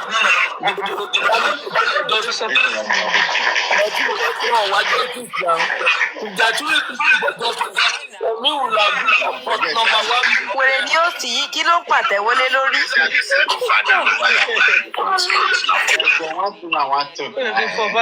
We need to see at least Goresi don't answer some question, don't release some tension. But they need to know what to do. But they go There's something I want to say. Plenty of them mean come outside. They will hit the moment. That's a question. Ní court wọ́n ní àwọn tó announce Mohbad pé sí Mohbad is dead wọ́n á bẹ̀rẹ̀ náà pé is it truly that Mohbad is dead ó wá nínú pé kò tí ì kún gbà yẹn that was what Adua said in the court ó ní Mohbad ò tí ì kún gbà yẹn nígbà tó gbé sínú mọ́tò tó announce pé sí Mohbad is dead wọ́n ní Mohbad ò tí ì kún gbà yẹn so irú àwọn nǹkan bẹ́ẹ̀ wọ̀nyẹn ṣé kò yẹ kí aṣọ kan ti take action lórí ẹ̀ ni. Bẹ́ẹ̀ náà ni ọjọ́ tí wèrè kan tó ti lọ́nà fẹ́ arrest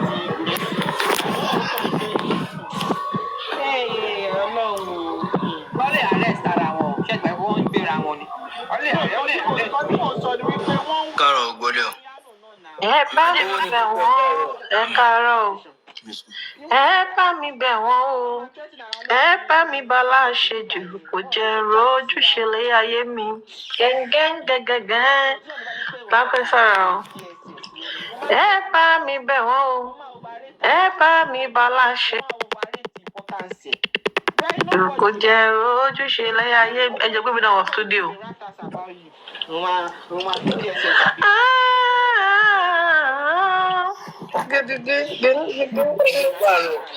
Happy Sunday.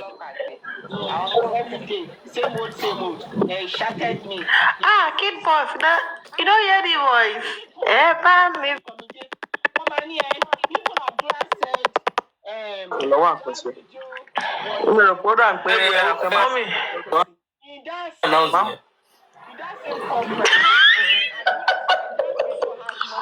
Kid boss, kí ló ṣẹlẹ̀ náà? You like the car to be. Mo lọ change omi bí ohun Goresi o. Ṣẹ́túbọ̀, mi ò ní kọ́kọ́ tí mo fẹ́ ṣe ọmọ báyìí o. Bye bye. Nǹkan tí wọ́n ṣe nìyẹn.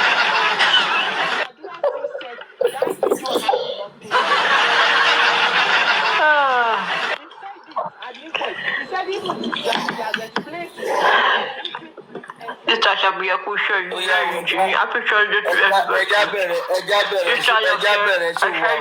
Why are you not saying that part? Perry. I don't have picture you. Oh, you coco. Oh, you coco. Bí tọ́ba lọ́pọ̀tunity àti pàdé Gùrẹ́sì question kò lè máa béèrè lọ́wọ́ ẹ̀. Ìgbà tí o. Ó bẹ̀rẹ̀ pé kí ló dé yé ń dán bàbá. Òun náà ni o, ìgbà tí ìṣọ́ọ̀tì máa fún. Mo fẹ́ bèrè lọ́wọ́ gbogbo wọn yìí nítorí fi láwọn wá mi káàkiri ní underground kò yé mi. Wọ́n jọ ń wá wa ní owó ní kókó wọ́n jọ ń wá wa ní àwọn táwọn tẹ̀lé Yomi náà ń wà. Àti lásìkò tí wọ́n mi báyìí. Wọ́n lẹ́yìn Sẹ́yìn ni nọ́ọ̀sì kẹta ni. Wọ́n lẹ́yìn èmi Sami Jojo ọ̀nkú Yomi. Wọ́n láwọn tó ń wá nìwọ̀n. Mo ti sọ fún wa màá dé kó títí Friday màá padà sí kò ní kí Friday kọ́mọ ọ̀rọ̀. Ṣé you wan go meet them for house ni? àánú wọn lè wá bá mi nílé náà wọn lè wá mú mi nílé màá dé kó Friday. ẹ mọ mọ́mí Angela ẹ mọ kọ́ ní pé 3 nọ́ọ̀sì 2 ni kò tó yẹ 2 nọ́ọ̀sì mọ́ o. ọ̀nà ti dé 2 nọ́ọ̀sì mọ́ o pé ọ̀nà ti dé 3 nọ́ọ̀sì o ní pé kàn sún mọ́jú 3 nọ́ọ̀sì lèmi tó ti ń gbọ́ báyìí o. kò sí nọ́ọ̀sì tó rẹ̀ ẹ̀jẹ̀ ẹ ẹ̀rí pé mo ti bọ́ àti ọdún yọ̀ mí múlẹ̀ kan òun ló jẹ́ kí n sá rọ́kọ̀dù rẹ̀ yẹn. bí ẹ bá pè lọ Karimo tó ní kéésì tán bá rí òun pẹ̀lú tán bá rí òun nínú fídíò pẹ̀lú àdúrà òun bá àdúrà sọ̀rọ̀ ẹ bá bí pé ìjọ wo ni ó ń bá àdúrà sọ̀rọ̀ tó fi di pé tán bá rí inú kámẹ́rà because kò yé mi àwọn wèrè tó yẹ kán ṣiṣẹ́ lórí 3 second fídíò àmọ́ ńgbà náà tiẹ̀ wá justice mo fi Ọlọ́run mo fi búra Joseph alọba ẹ bá mi bẹ̀ wọ́n kó wá justice wàláì. ẹ mọ kọ́sẹ̀ tí mi ní fúkàrẹ̀ mọ́ báwo ló yẹ mọ̀ pé 3 seconds video yẹn kò wà relevant kò kì í ṣe ibi tó ti pa Mohbad nìyẹn báwo ló ń ṣe mọ̀. àní fídíò wo ló ń sọ yìí pé tán bá rí òun bẹ́ẹ̀ òun bá àdúrà lòun bá sọ̀rọ̀ fídíò wo ló ń sọ kí Karimo jáde kó sọ fún wa fídíò tí Mr. Yomi sọ pé àpè Karimo mo rí ẹ nínú fídíò wọn fi ń dá Mr. Yomi lóka owó tẹ ẹ máa rí mi òun jókòó síbi apá ṣíà òun ṣe kinní kan yẹn ló ń sọ àmọ́ báwo ni Karimo yìí mọ̀ pé 3 seconds video yẹn kò kì í ṣe fídíò tá à ń wá. Karimo ni nọ́ọ̀sì àkọ́kọ́. ẹ bá mi bẹ̀ wọ́n ẹ bá mi bẹ̀bẹ̀ o ẹ bá mi bá láṣẹ jù Karimo kò sí Nàìjíríà nígbà tí mo bá dì Karimo ò sí Nàìjíríà. mọ́mí ẹ bá fọwọ́ tẹ́ mọ́ o ẹ má wà so emotional o ẹ má sọ bẹ́ẹ̀ o mọ́mí Anjola ẹ kò jẹ́ o. mọ́mí Anjola. mo ń gbọ́ yín. ṣé ẹ rí èèyàn máa wà ní abroad ìyá ẹ̀ tó bí lọ́mọ ó máa ṣaláìsí kò ní ríbi wálé kí ni relationship Mohbad àti Karimo tó jẹ́ pé ọjọ́ tí Mohbad tó ṣaláìsí ìjọ ẹ̀ ló gbéra labroad tó lóun ò sí Nàìjíríà tẹ́lẹ̀ pé òun lọ ra tíkẹ́ẹ̀tì kí ni relationship wọn. The princess. tóbi ló túmọ̀ jí lọ lẹ́yìn ọba sọ pé wà lára àwọn ìṣẹ̀lẹ̀ tó fi ló túmọ̀. àwọn argument kan wà tí ò yẹ ká máa argue because àwọn kan wà tó jẹ́ pé it's online but I don't like it ká máa argue on it. ṣé bí ó ṣe bó ṣe fídíò pẹ̀lú ìyá àti ní Amẹ́ríkà ohun ìkan náà yìí ló gbé gbogbo bí màmá ẹ̀ ṣe travel tó fi wá. Why we you know this kind of argument we shouldn't stay longer here. Ẹni tó bá believe owó around let them believe let them. Karimo wasn't around. Let us know. I just don't want us to be behaving as if we cannot just sit. We see it there. Kí la fẹ́ gbà ní díẹ̀ kó wà bẹ́ẹ̀. You see, there might be something. There might be something else tó mú kó wá. Ó pe ẹni tó jọ ń sọ̀rọ̀ owó everything. Ó ti sọ síwájú. Why are we going back? Please don't let us join them. Let's do something meaningful. Fídíò yẹn bá ti wà tó bá ti wà before the person that she called tó yáwó lọ́wọ́ ẹ̀ what if it was a planned call? ẹ wọ́n mọ̀ dáhùn if fídíò yẹn bá ti wà available before gbà tí ìpàdé gbogbo. Mommy Shayo. Mommy Shayo. They have good relationship before. It's all planned by Karimo. Ironi is all planned by Karimo. After them, don't you Karimo ló fi dá okay. Ẹ má bínú. When Adura fẹ́ wá exposed, why tó ṣe ń sá kíjokíjo? Ó sú mi o. Mọ gbogbo tó ti fẹ́ nu ẹnu ẹ̀ wọ́ ni. Mọ gbogbo tó fẹ́ nu ẹ̀ ṣe ni. You should understand that. You see, nígbà tó kọ́kọ́ wọ́n ń gba ẹ̀nà táwọn èèyàn máa sọ báyìí bẹ́ẹ̀ ṣe máa sọ títí sílẹ̀ tó bá wá yàtọ̀ báyìí mọ̀ eventually àtúmọ̀ àwọn nǹkan kúmọ̀ tó yẹ pé 1+1 we should be able to know we don't need to stay long. Àánú àṣe apology. Karimo was in Nigeria. Karimo was in Nigeria. Apology. How many times? Somebody like me, I try to look at it very clearly. How many times? If Karimo want apology from anybody, ó náà kọ́kọ́ lọ ṣe apology tiẹ̀ náà. Bẹ́ẹ̀ni. Just apology for Karimo. I can say you apology for. So what I'm saying is Karimo was in Nigeria before the wife died. That's just He's in Nigeria. Karimo was in Nigeria. Karimo ló pa Mohbad. Karimo ló pa Mohbad. Karimo ni nọ́ọ̀sì tó wà nílé yẹn tó sùn sínú ilé yẹn. Yes.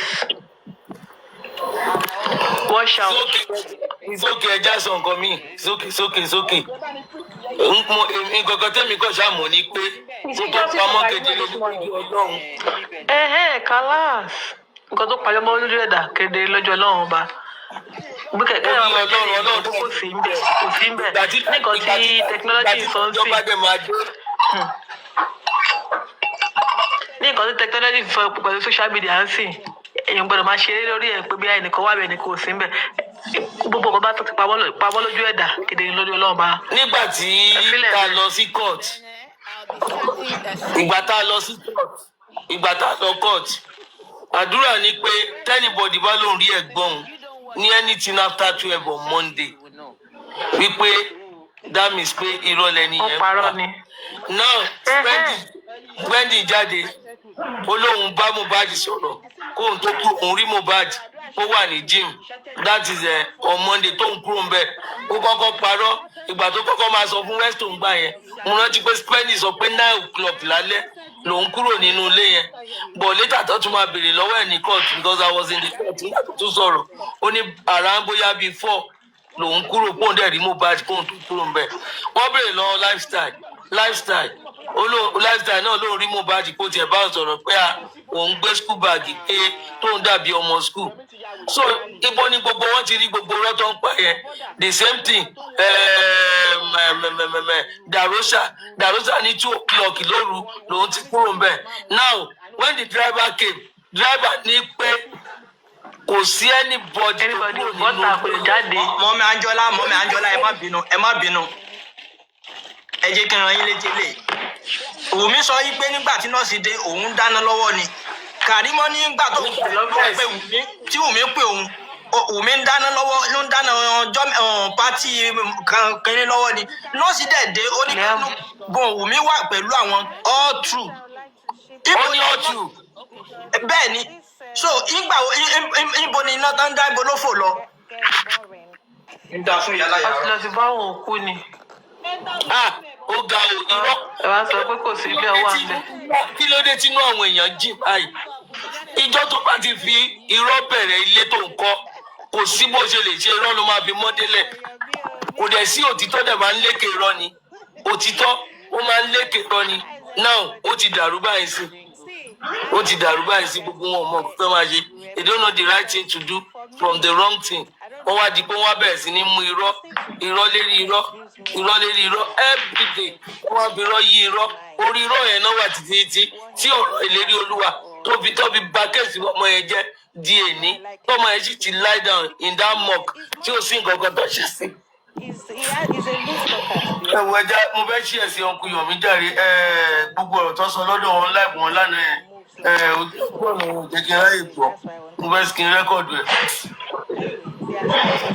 No matter what they can, if you see how they bombarded the Muslims on that platform. Kí ló dé táwọn èèyàn wá nífẹ̀ẹ́ kà wọ́n béèrè lọ́wọ́ àdúrà ó ní Mohbad òkú gbà tó wà nínú mọ́tò yẹn ó ní kò kú ó ló wà láì èèyàn tí òkú tó wà láì tẹ̀tí announce ẹ̀ pé sí Mohbad is dead àti tẹ́lí ló kọ́kọ́ sọ̀rọ̀ yẹn ìsàtẹ́ni ó ní Mohbad òkú ẹ bá mi bẹ̀ wọ́n mute jàre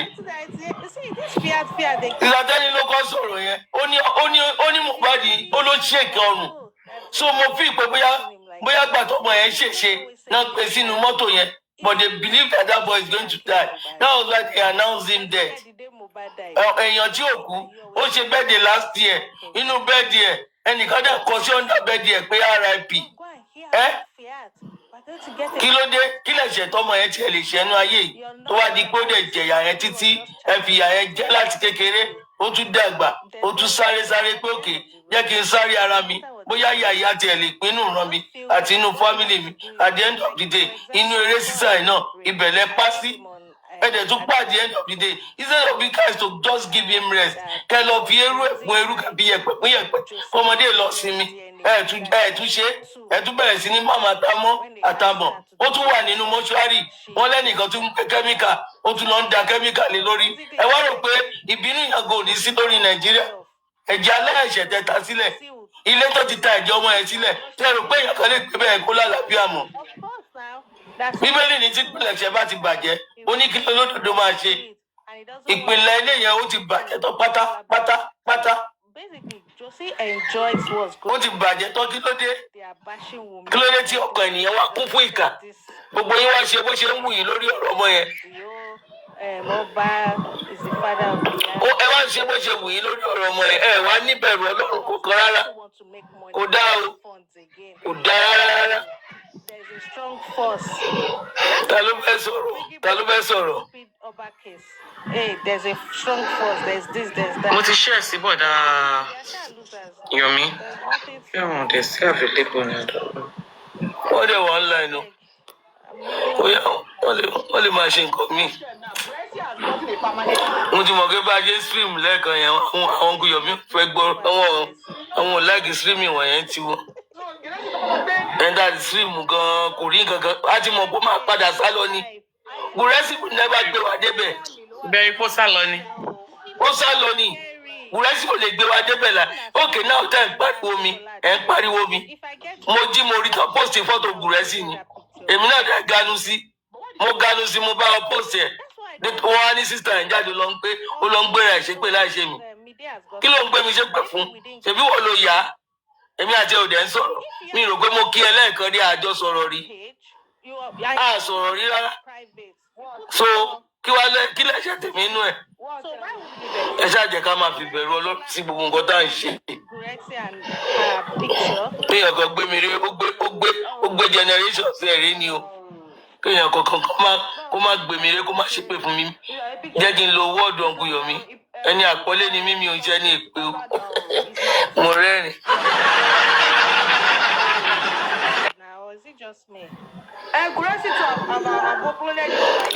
Alọ. Bèbèrè àná òótọ́ ni mo lo kíní ọ̀gùn Yomi ni ẹni àpọ́nlé ni mí Ọlọ́run kọ́ má gbé mi ṣépè náà. Mo ganu sí ni èmi kọ́ mo pósì ẹ̀. Àtijọ́ mo ti ń rí Gùrẹ́sì mi ò torí ẹ̀ sọ pé mo yà wọ́n. Ìjọ́ tó wá accuse mi gan tó wá accuse mi mo ń wọnú court náà accuse mi. Mo ń ṣe fídíò lọ́wọ́ mo ní láti end fídíò yẹn ni because I don't want to record him. Kọ́ má ní pé èmi ni mo ya fídíò mo dẹ̀ end live yẹn. Tọ́bí ń béèrè àwọn question tí ò ní ìtumọ̀ lọ́wọ́ mi pé àwọn ọ̀rọ̀ ládàáda tèmi lọ lórí online pa àwọn ta ló sọ̀rọ̀ yín. Ṣé mi ní time àti sọ̀rọ̀ yín ni Gùrẹ́sì? Mi ní time àti sọ̀rọ̀ yín. Àmì lórúkọ Jésù torí mi ò bá yín jà. Àbàbá wọn jà náà ń bínú ni. We are only asking you guys and which is not much. Wọ́n dá owó fún yín kẹfì gba justice fọmọdé yìí ni. Wọ́n wá ní pé mọ́ṣúárì tó gbọ́mọ yẹn sí ọmọ yẹn ń rùn bẹ́ẹ̀ yẹn ẹ lè mú owó yẹn kẹ́ kọ́kọ́ lọ wá bẹ́ẹ̀ ṣe máa preserve òkú ọmọ yẹn náà. Ọmọ tẹ́ mọ̀ pé wọ́n ti gbé sí wòlẹ̀ tẹ́lẹ̀ kọ́ṣẹ̀ tó wá wú.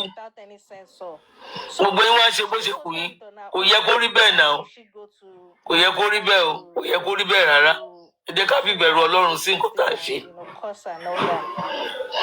And Mohunjola too, foolishly. Ta ló fẹ́ sọ̀rọ̀? Okay, so now it's deadline. Sísá Ṣàbíṣe fẹ́ sọ̀rọ̀. Insider. So tell Insider to bring it down. That particular TikTok page, Insider. Or if Candid decides to... No, ma. Mo bí ẹni. Wọ́n ní jẹ́ ìṣúná sọ̀rọ̀ ní jàre. Come to Candy and say put it down. I don't understand. And for how long is Gùrẹ́sì going to stay? I don't really understand. Gbogbo àsìkò sí gbogbo ẹ̀ bá ti ń ṣe gbogbo àsìkò everybody máa rọ́ wá ní. So why is he hiding and giving marks? Ó ṣe ń wá fídíò tẹ́lẹ̀ nǹkan sẹ́ǹdì sí mi ní mi ìdẹ̀mọ́ bí tó wà mọ́. Ó ṣe fẹ́ play ẹ̀.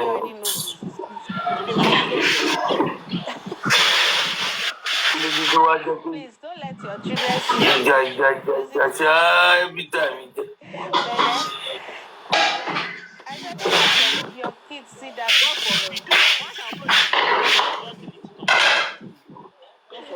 That look like Ẹni yẹn mute now.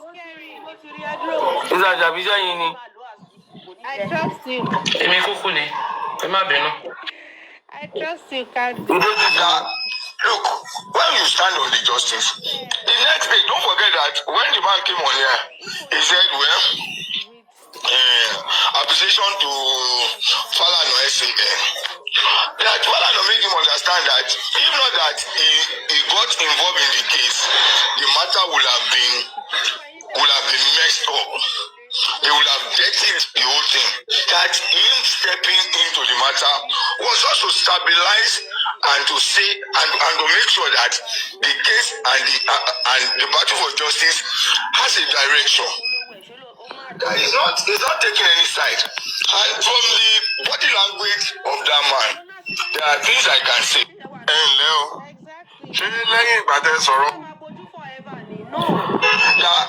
Look, when you stand on the justice, the next day, don't forget that when the man came on here, he said, well, appreciation to Falano SAN.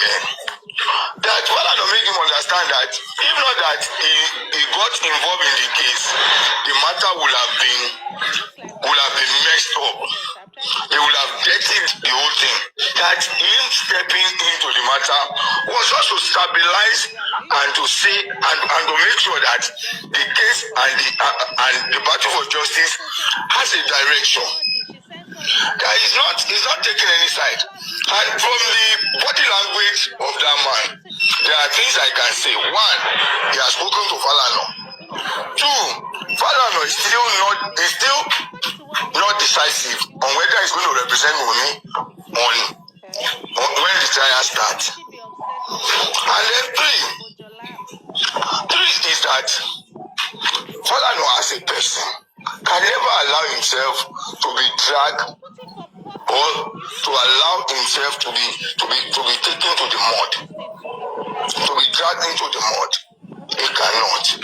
So we should not insinuate what we might not be sure of.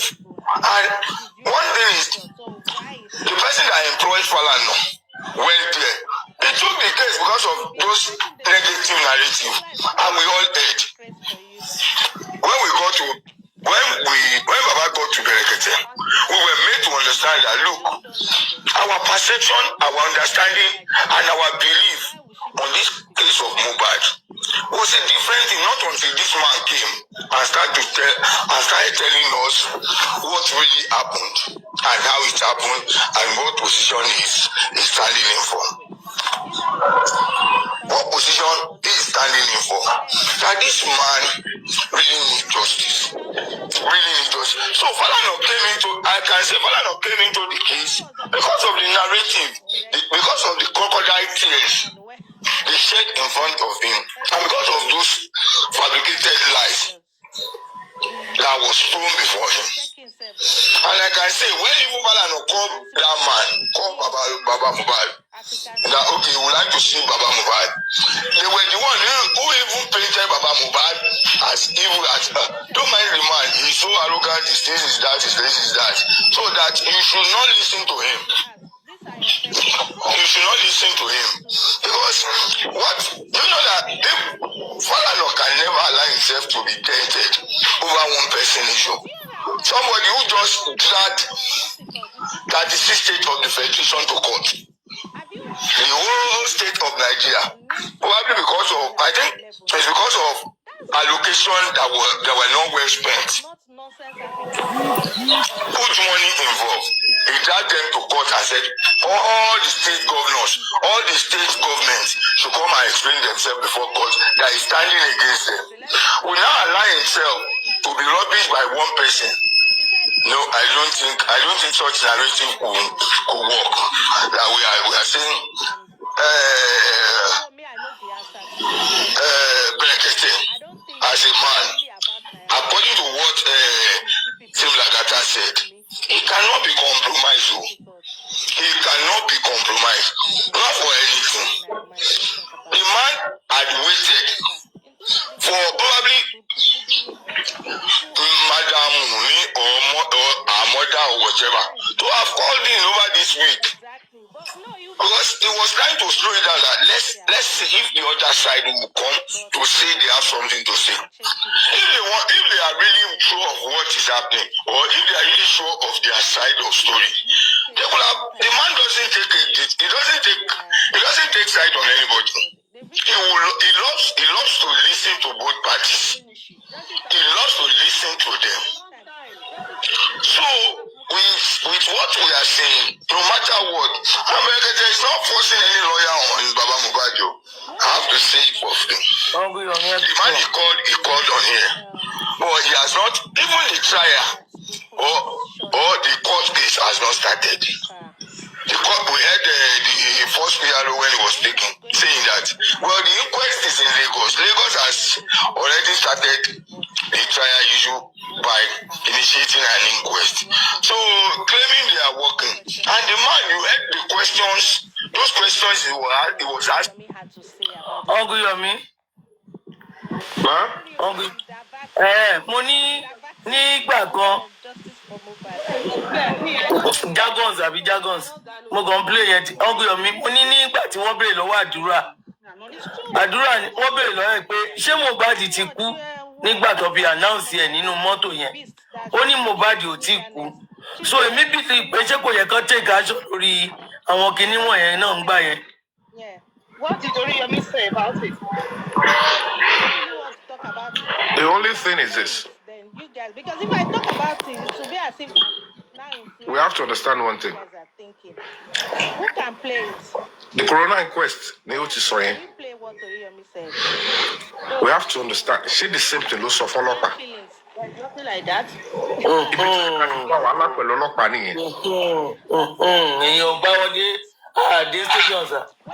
So, to the money, when you are trying to sue the police on some certain things, to the court case, I want documents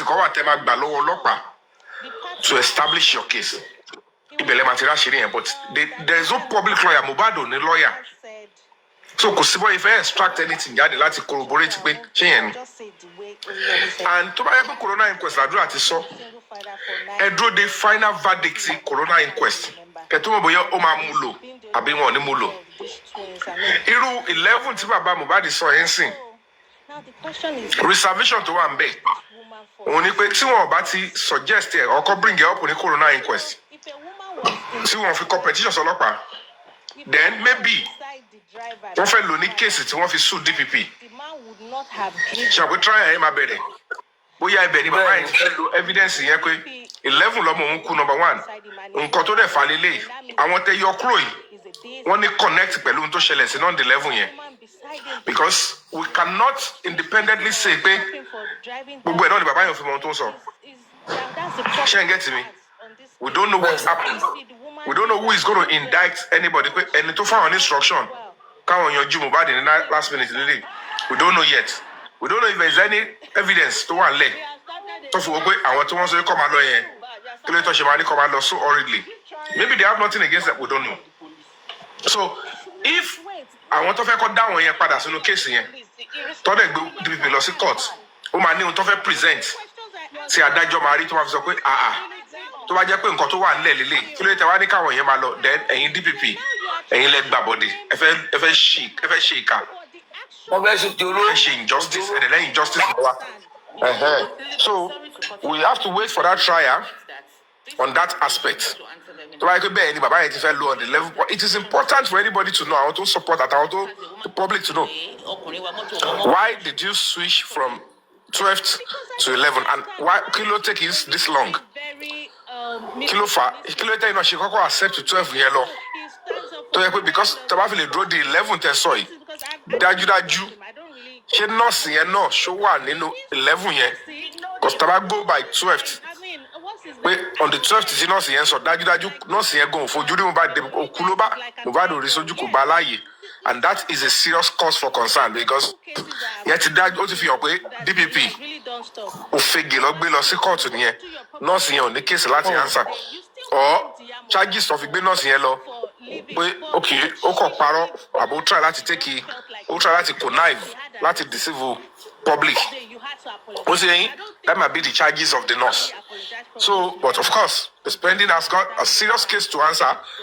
And if care is not taken, so you have a case along the level also, spending the charges are my duty.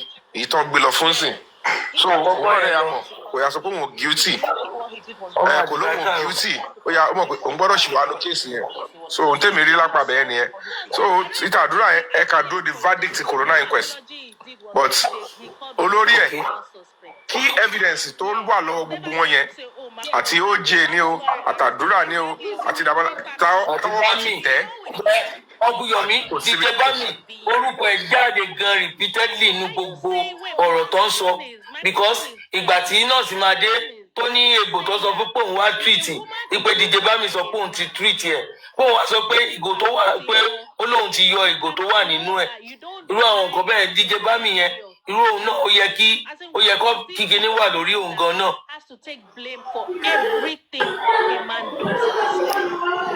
tó díje bá mi yẹn sọ yẹn. bẹ́ẹ̀ ni sà díje bá mi ní pé ó kọ́kọ́ wá òun ló kọ́kọ́ sọ̀rọ̀. But the point is simple. Òun ti rí gbogbo wọn tó fi treat ẹ. Because wọ́n bèrè lọ nọ́ọ̀sì pé ok nígbà tó wá débẹ̀ wọ́n pè ẹ́ pé kó wá treat egbò ìpè ṣé ó wá treat egbò ńgbà tó débẹ̀ ó lóun ò treat egbò ó ní because díje bá mi lóun ti treat egbò yẹn ìpè ìgò tó sá wọnú ẹ̀ pé òun dẹ̀ ti yọ. Kò sí bóyá fẹ́ yọ ẹ máa gbọ́ kò sí bóyá fẹ́ yọ ìgò kúrò tí ó já mọ́ veins tó bá yọ kúrò téèyàn ní máa bleed. So kí ló rà tó fi bleed ẹ kí ló stop kí ló fẹ́ fi stop ẹ so stitch ni kò stitch kò sí kankan. And ẹ bá jẹ́ àtọ́ra wa owó tó ń ṣòyìn ò lè pa Mohbad.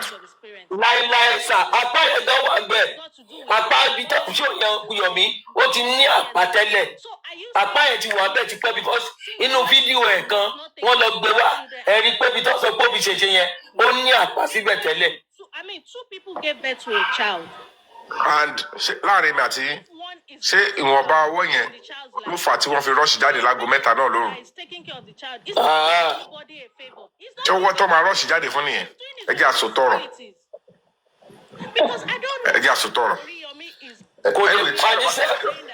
Tíjọba Èkó bá fún àwọn pípé láì fún jẹ lọ, then we are in serious problem. Ó yẹ ká jẹ lọ Ọlọ́run.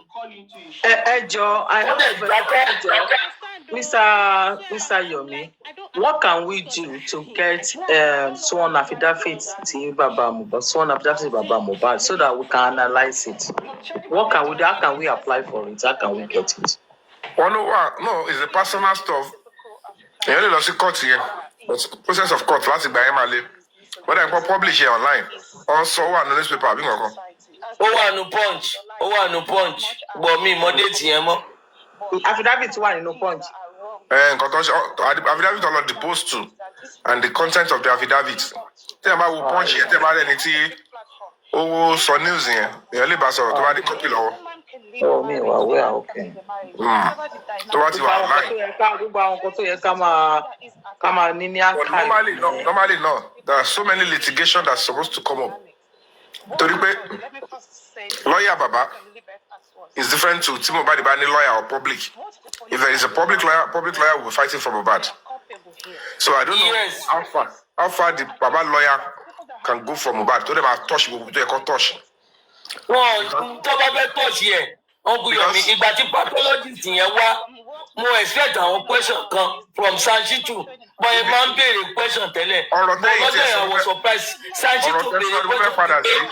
Ọ̀rọ̀ tẹ́ sọ mo fẹ́ padà sí lórí àdúrà. If Adura was in the car, tí àwọn ará àtàwọn sọ pé Mohbad is dead, tí àgbọ̀ kó sọ ha tí ó sọ kankan tó wá dé corona court torí Mohbad ò sí. Ìyàwó náà fẹ́ wà wájú. Àwọn ará àtàwọn ìyàwó gan wà wájú. Wọ́n dẹ̀ sọ pé Mohbad is dead, òun lọ́tún padà wá publish jáde. Tó ń gbójú síta ọkọ̀ tí ẹ̀ wo bí tí ó tó ń gbé dání gan kó kàn gbójú síta. So ta ló fún bàbá yẹn ní power tó fi declare pé Mohbad kú? Òun lè sọ pé kò tí kú. So what's going on? ọ̀rọ̀ yìí dìbò Yomi ó dìbò gan. no nítorí irọ́ tó pọ̀ jù mẹ́rin pé kó dìbò ẹ̀wọ̀n pé tó wáyé pé àtìlẹ̀ tó dùn mí jù ni pé ìbẹ̀rẹ̀ pẹpẹ tá ti bẹ̀rẹ̀ kéèsì ká lèmi ò mọ̀ distraction àwọn ìyàbọ̀ ẹ̀ lèmi lọ tẹ̀lé èmi ló bóyá èèyàn gidi kó máa tẹ ọ máa pọ̀ sóyè tó dé ẹni àwọn oníṣẹ́ra mo ṣe fẹ́ padà sí Nàìjíríà gbà ẹ̀ máa ti padà gẹ́gẹ́ and I will just finish it up bọ́lá pé Mohbad yẹn rí i pé mo fẹ́ bẹ̀rẹ̀ mo lé bàtí nítorí ìyàbọ̀ ló ṣe wọ pé ẹ̀gbọ́n ẹ̀yin náà lè máa padà ṣe wọn bá bu yín wọn bá là yín mọ́ gírí ẹ̀yin tẹ́ ti bẹ̀rẹ̀ ẹ máa finish up ló ṣe ti orí mi bọ̀ because ọ̀bá yẹn ò ní fi anybody lẹ̀ ọ̀sìn tó bá gba justice yẹn kò ní fi anybody lẹ̀ ó máa make sure nǹkan bá àwọn èèyàn gan so I will pursue it. bímọ silently làṣírí wọn máa tú sí. silently a máa ṣiṣẹ́ lọ ṣé ẹ gẹ́tì mi mọ́ mi ṣayọ̀ silently la máa ṣiṣẹ́ lọ as an NGO.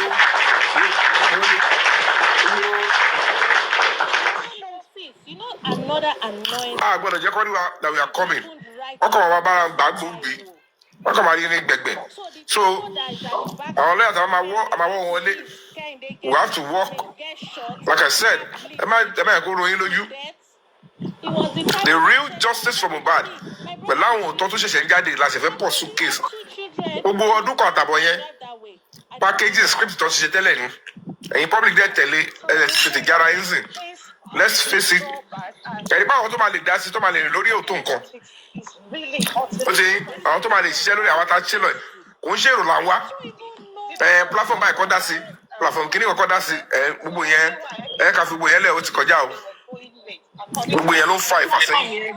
ìdọ̀tí náà kọ̀ wọ́n máa kó bá individual ìdọ̀tí náà máa kó bá yín. platform tó bá fẹ́ tẹ̀lé bàbá kó tẹ̀lé platform tó bá fẹ́ ká ṣe nǹkan tá a wá ṣe káwa get results ká kúrò ní gbogbo pátákó pa yìí because all this analysis ní sọ̀rọ̀ bí tó ń rò pé dandan ni tó dáhùn kọ́lé sọ̀kọ́ fẹ́ dáwó àwọn tínú wọn mọ́ tó mọ́ tó ń lọ tọ́lẹ̀ ní pé ṣé tà ṣe they will support tó bá sí fúnra ẹlẹ́dàá Mohbad lọ́wọ́ àbí tá a bá ti rówó tá a ṣe tó bá dẹ̀ wó wá láàrin kankan tó bá ti stop tipa bá ti pín a sọ pé a máa slow down for now tàbá tó refund will continue eléyìí o kò ní statute bar kò ní statute of limitation kò bá jẹ 2 years after tó bá jẹ 10 years after la fẹ́ gbé kéèsì dìde a máa gbé dìde pẹ̀lú rọrùn dẹ̀ ni so nǹkan tọkàn mi ṣe balẹ̀ nìyẹn kò ń ṣe kánjú when the resources are there we'll pursue it and we'll still get justice it's already a case file with us. Àwọn kó bàbá Mohbad á máa ń lọ ṣọ́ọ̀ṣì wọn á máa fídíò ẹ̀ òun lọ sí nǹkan á máa fídíò ẹ̀ ṣíṣẹ́ǹsì wà nínú. kò tí ì yé mi ó ti ṣe fídíò láàárọ̀ ẹ̀ báyìí kò tí ì yé mi sẹ́ kò yé mi. ó ṣe mí bákan Ọlọ́run ó ga o wá ti bì so. wọ́n tiẹ̀ náà ní ọmọ tó kú yẹn wọ́n kú ní pé we are money more than the need. Bẹ́ẹ̀ni pé ó kàn fọ ọmọ yìí ó kàn fi ìgbà tí okay quiet. Yomi ẹ má keep quiet ìgbà tí báyìí. ẹ̀yin kọ́ lọ sọ́ọ́ di celeb ni. àwọn ni. bàbá Mohbad. Exactly, honestly you are talking the truth. Oh God, Sherry, our emotional gan ní Nàìjíríà o. Everybody are responsible jare.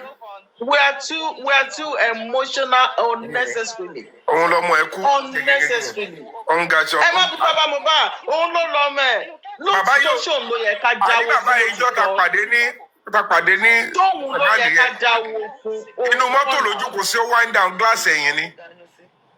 Tẹ́lárì èmi ọmọ fabiyi kí ni mo kóra mi sí. Ọkọ̀ bá ìkú. Ìyẹn kọ́ ni mo wá ṣe ń bì. Mo bá gbé ta even gan. Gọ́vnà tó bá rírú àwa tó máa bá a sì bọ́lẹ̀ bá mi sọ̀rọ̀. Torí gọ́vnà àmọ́ báyìí pé báwo ló ṣe máa wọ̀ fún wa. Very arrogant. Ó jókòó sí ti window. I'm proud. Ó wá lọ mú síta. Mo ní bí ẹgbẹ́ kí n kọ́ wọn kò mú ni pé kí ló ń ṣe yín ẹ bọ́lẹ̀.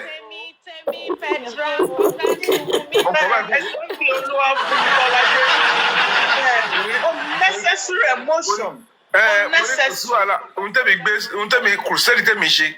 Òun ló gbé mi gbogbo rọ́dọ̀ nígbà tó pọ̀ etí ò tẹ̀ sọ́sọ́ rárá. Rọ́dọ̀. Olú ìyàwó yẹn gan sọ ó ní bàbá yẹn is not looking for justice. Ṣé àmọ́ tó ti rí ni? Àmọ́ tó ti pa wọ́n pọ̀ ni? Àmọ́ ọ̀rọ̀ tó ti jọ sọ ni? all because we are traffic. If it's not funny ma, tí ò bá funny, tí ò funny, tí mi ò dẹ̀ ń wò pé ó yẹ káwọn èèyàn sì ríro. Ṣé bàbá fẹ́ sọ fún mi pé òun ò mọ̀ pé CCTV wà lé ọmọ òun ni? Kí bàbá dẹ̀ dúró kọ́yìn. Ó tiẹ̀ máa ń mú inú bí mi ni. A pùṣẹ̀ gbogbo ayé pùṣẹ̀ ó lọ Àbújá. Àwọn wèrè kan tó wá tó tàn ẹ̀ tó parọ́ ẹ̀ tó tàn ẹ̀ kúrò nítorí owó tẹ̀ fẹ́ gbà. Nítorí owó tó ṣàfẹ́ gbà yìí, ó dẹ̀ ti ń gun mọ́tò, ó ti kọ́lé, ó ti ṣe royal chair fúnra ẹ̀. A wá gẹ̀gùn sórí royal chair aláìníròònú. Gbàgbọ́. Ọdún mélòó ni ló gbà lọ́wọ́? Wùmí yẹn ní òun ní video evidence. Òun ní evidence lọ́wọ́ ibi tí bàbá yẹn ti ń sọ fún ìyàwó ẹ̀. Ó ṣe pẹ́ẹ́lì rẹ̀ mi ò rí o. Nà alájẹ́dẹ̀ yẹn lóyìnbó ìṣọ̀nà alájẹ́dẹ̀ ni. Wọ́n ní bẹ́ẹ̀dẹ̀ tó ṣe wọ́n ló tún ṣe wọ́n ló lọ́rùn bí nǹkan. Èmi ò mọ ọlọ́dà ìjì o. Bọ̀bọ̀ ṣúdẹ̀ yẹn. Ó ní do you have the evidence? Ó ní yes I have it. Ó ní bàbá yẹn ò mọ̀ pé òun record. Ó ní Ọlọ́run ló ní kó òun wà bẹ́ẹ̀. Òun á record yẹn. Tí bàbá yẹn sọ pé tó bá jẹ́ pé bọ́rọ̀ ṣe lọ rèé o. Sọ fàdúrà kó wá bá òun. Káwọn ọmọ báwọn ṣe máa délé Wùmí yẹn lórí. Ẹ jọ irú yẹn lásán. In an homicide investigation, ta ló yẹ kó ti sùn gẹ́ẹ̀ tó bá yẹ kó rọ́ ló ń pa àbí o. Ó ní